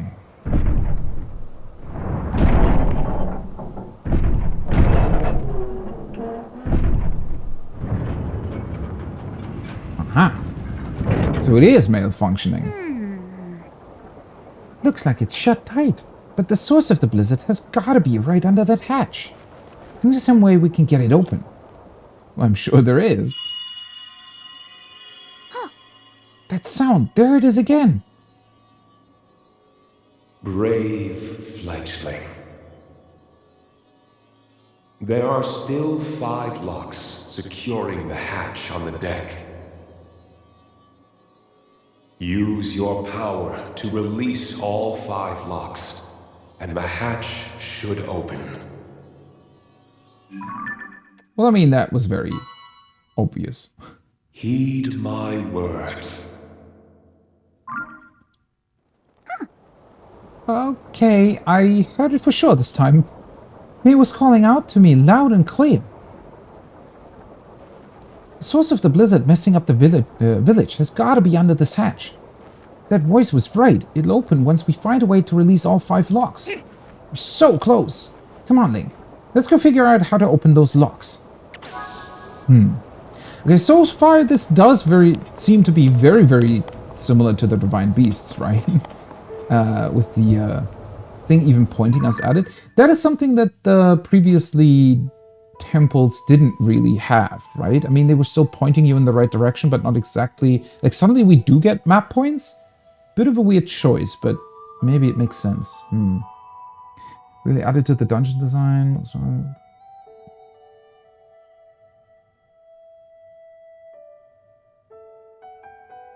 Yeah, the whole Zelda dungeon design was always pretty great, I thought. Especially with you having to find those specific items, right? The map, the compass. That was always the staple of it. But also, like, the room design, finding all the different keys. I don't know, there's so much that just makes a Zelda dungeon, right? In a very, very particular way. And yeah, that was something that the Divine Beasts just never captured. It wasn't even exactly about them being too short or the puzzles too easy. It was just that they felt so different. Maybe partly also because they were so open in how you approached them, right? Because aside from very, very few bits and pieces, maybe optional chests here and there, most old school Zelda dungeons were pretty linear, right? But that also made them great because they could have a very cool sort of ascending difficulty, and it's almost like they told a story while you were, you know, walking through them and getting towards the end, and puzzles could build on each other. And the Divine Beasts just didn't have that, so I'm very, very interested to see how that plays out here. Yeah, it's that difference reflected in the Divine Beasts as well. They just, yeah, pretty much turned it on its head, and aside from, because the games, Ocarina of Time and so on, they were somewhat open, but also linear in certain places, right? So it was cool that it reflected that in Breath of the Wild, but it was just lacking this, I don't know, it's almost more of a feeling rather than an actual... Well, obviously it's based on different design choices, right? But it's... I guess you'd have to look for specific points of what every Zelda dungeon has and then sort of say, all right, that's what makes them like that. But they always had like a certain feeling to it that just wasn't present before.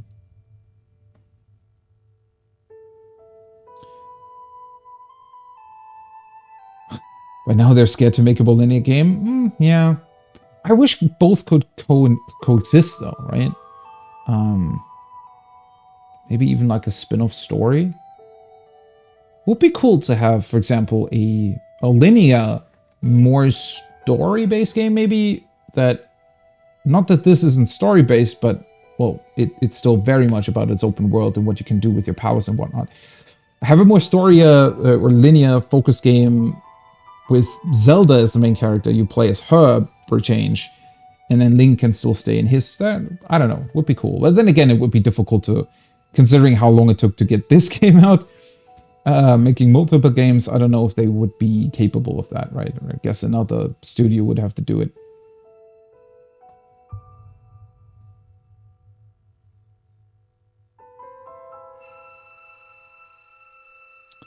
Yeah, God of War is taking that more linear approach. And I think Final Fantasy XVI will as well, right? According to the interviews, this idea of having maybe like hub worlds or something that you can explore quite a bit in. I think also I played whatever, it was Jedi Fallen Order, right? Not exactly a great game, but it has a similar approach in that it has different levels that are open inside of the level, but then it still has a somewhat linear progression from level to level. And then also sometimes brings you back to those open levels and lets you explore more of it once you return. And I think that's a very, very cool design choice as well. For a while, we were getting what seemed like only open world games, and most of them didn't really capture what open world games are supposed to be about, right? And then you sometimes also run into issues with that. And I mean, these games have that to a degree, but for example, Witcher 3, has a very, very linear main story, and it technically doesn't really make that much sense that you would just be doing a billion other things while you're going to try and find Ciri, because that's technically a very, you know, well, a time-based thing. It technically needs to happen very quickly, and yet you were here and helping people find pigs. I don't know. Yeah. There are certain difficulties attached to it, and especially if you want to tell a more linear story like God of War does, for example, it's easier to have these hubs and you go from one to the next, but they still allow you to explore a little bit within each of them, especially when it also brings you back to certain places, right, in connected levels. You tried using the terminal, but the deck's hatch did not open. The mysterious voice then spoke to you again, saying the hatch will remain shut until all 5 locks are unlocked. Find the 5 locks the voice spoke of to save Rito Village from the never-ending blizzard and to get a lead on Princess Zelda's whereabouts.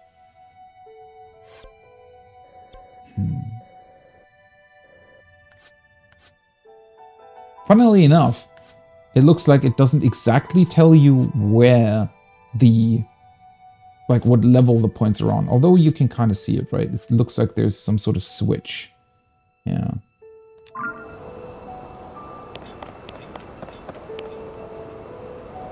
And then this will open.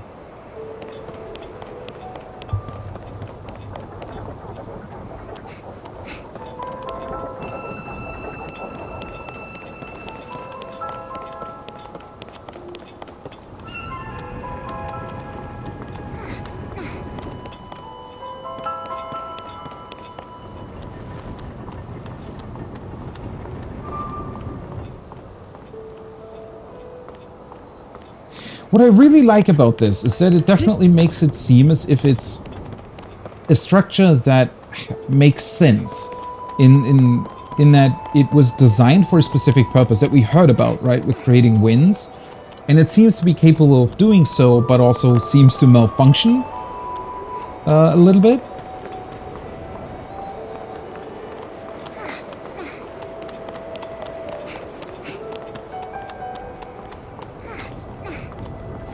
So interesting to look at. But the middle structure definitely at least shares design similarities between this and the Temple of Time. With these layers that are built up, and what would that be called? It's sort of getting a little bit thicker at the top.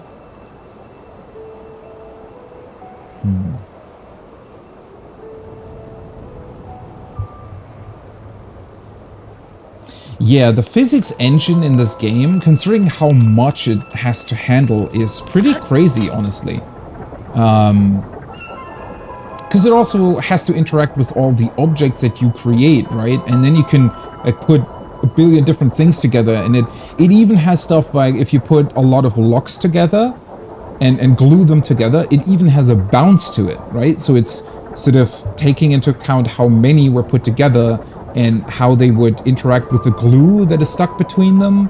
And, you know, yeah, that in combination with all the little bits and pieces that are just effects on your clothing. But then also taking into account, for example, the wind current when you paraglide, which was something when I was jumping on the ships on the outside, right? It took into account how strong the wind blew in different directions.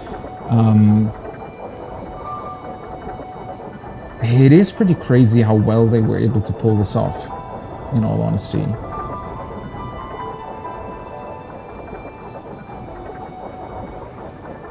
I mean, sometimes it is chugging a bit because of that, right? Especially when you're also activating your effects here. It sometimes drops some frames, but oh well. I really don't mind that.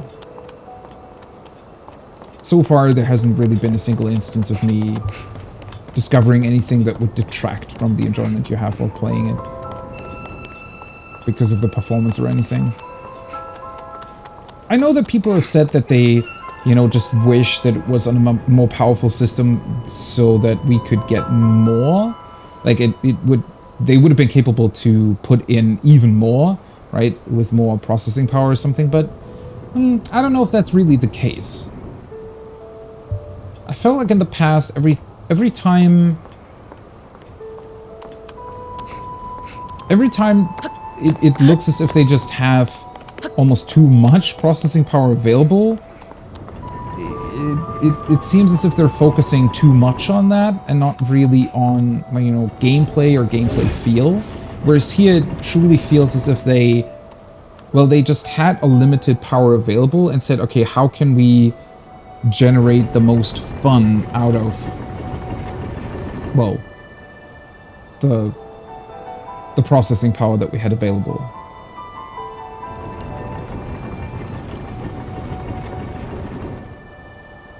They definitely look more like cannons, don't they? If it was a telescope, I'm sure there would only be one of it, and not multiple. I can also go around the entire thing quite a bit, it looks like. There is so much space to explore here, it really feels difficult to ascertain a place to start. Hey, Mr. Zonai.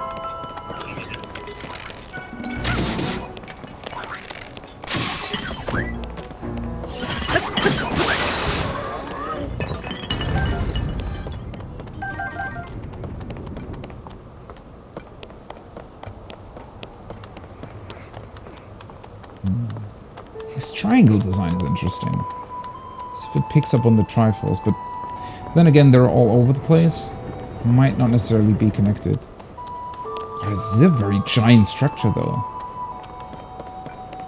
Considering that it's a ship. It's like a container ship from our time.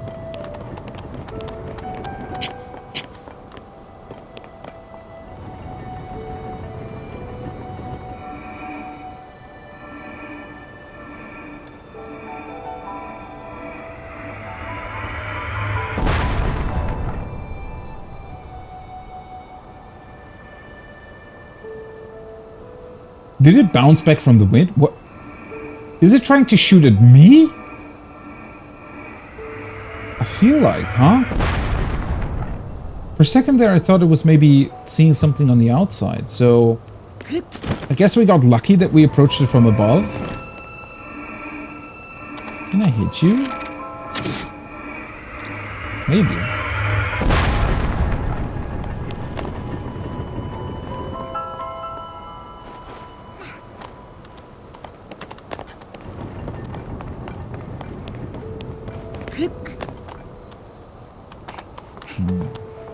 Well, either way, I would really like to delve further into this dungeon, and I feel like I haven't really done that much today, but sadly, I think...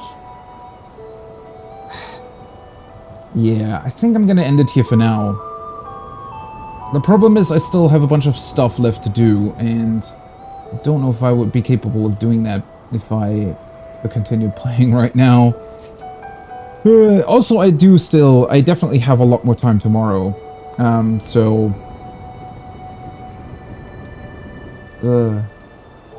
I don't want to stop in the middle of it. That would suck.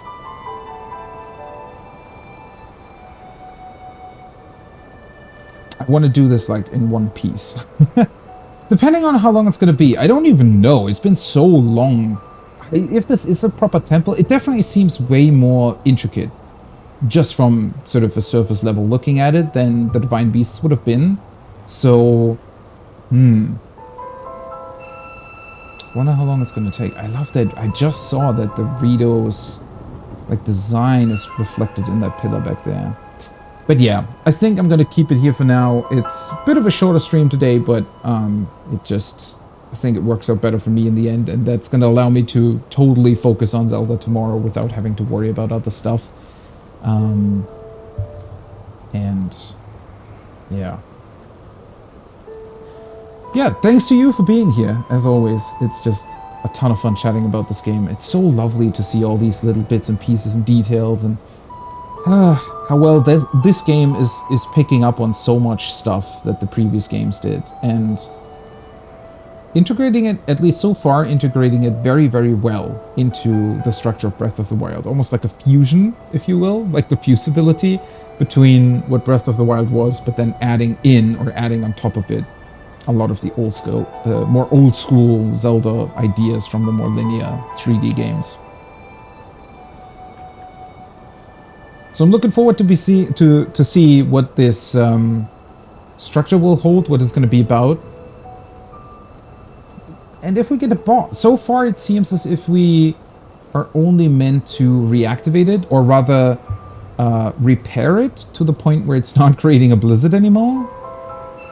But then again, we don't know the reason for why it's doing that in the first place. So maybe some sort of weird... Well, it could also be that some Zonai device is just malfunctioning. So maybe some Zonai construct was going to be the boss of this dungeon. But there has to be a boss, right?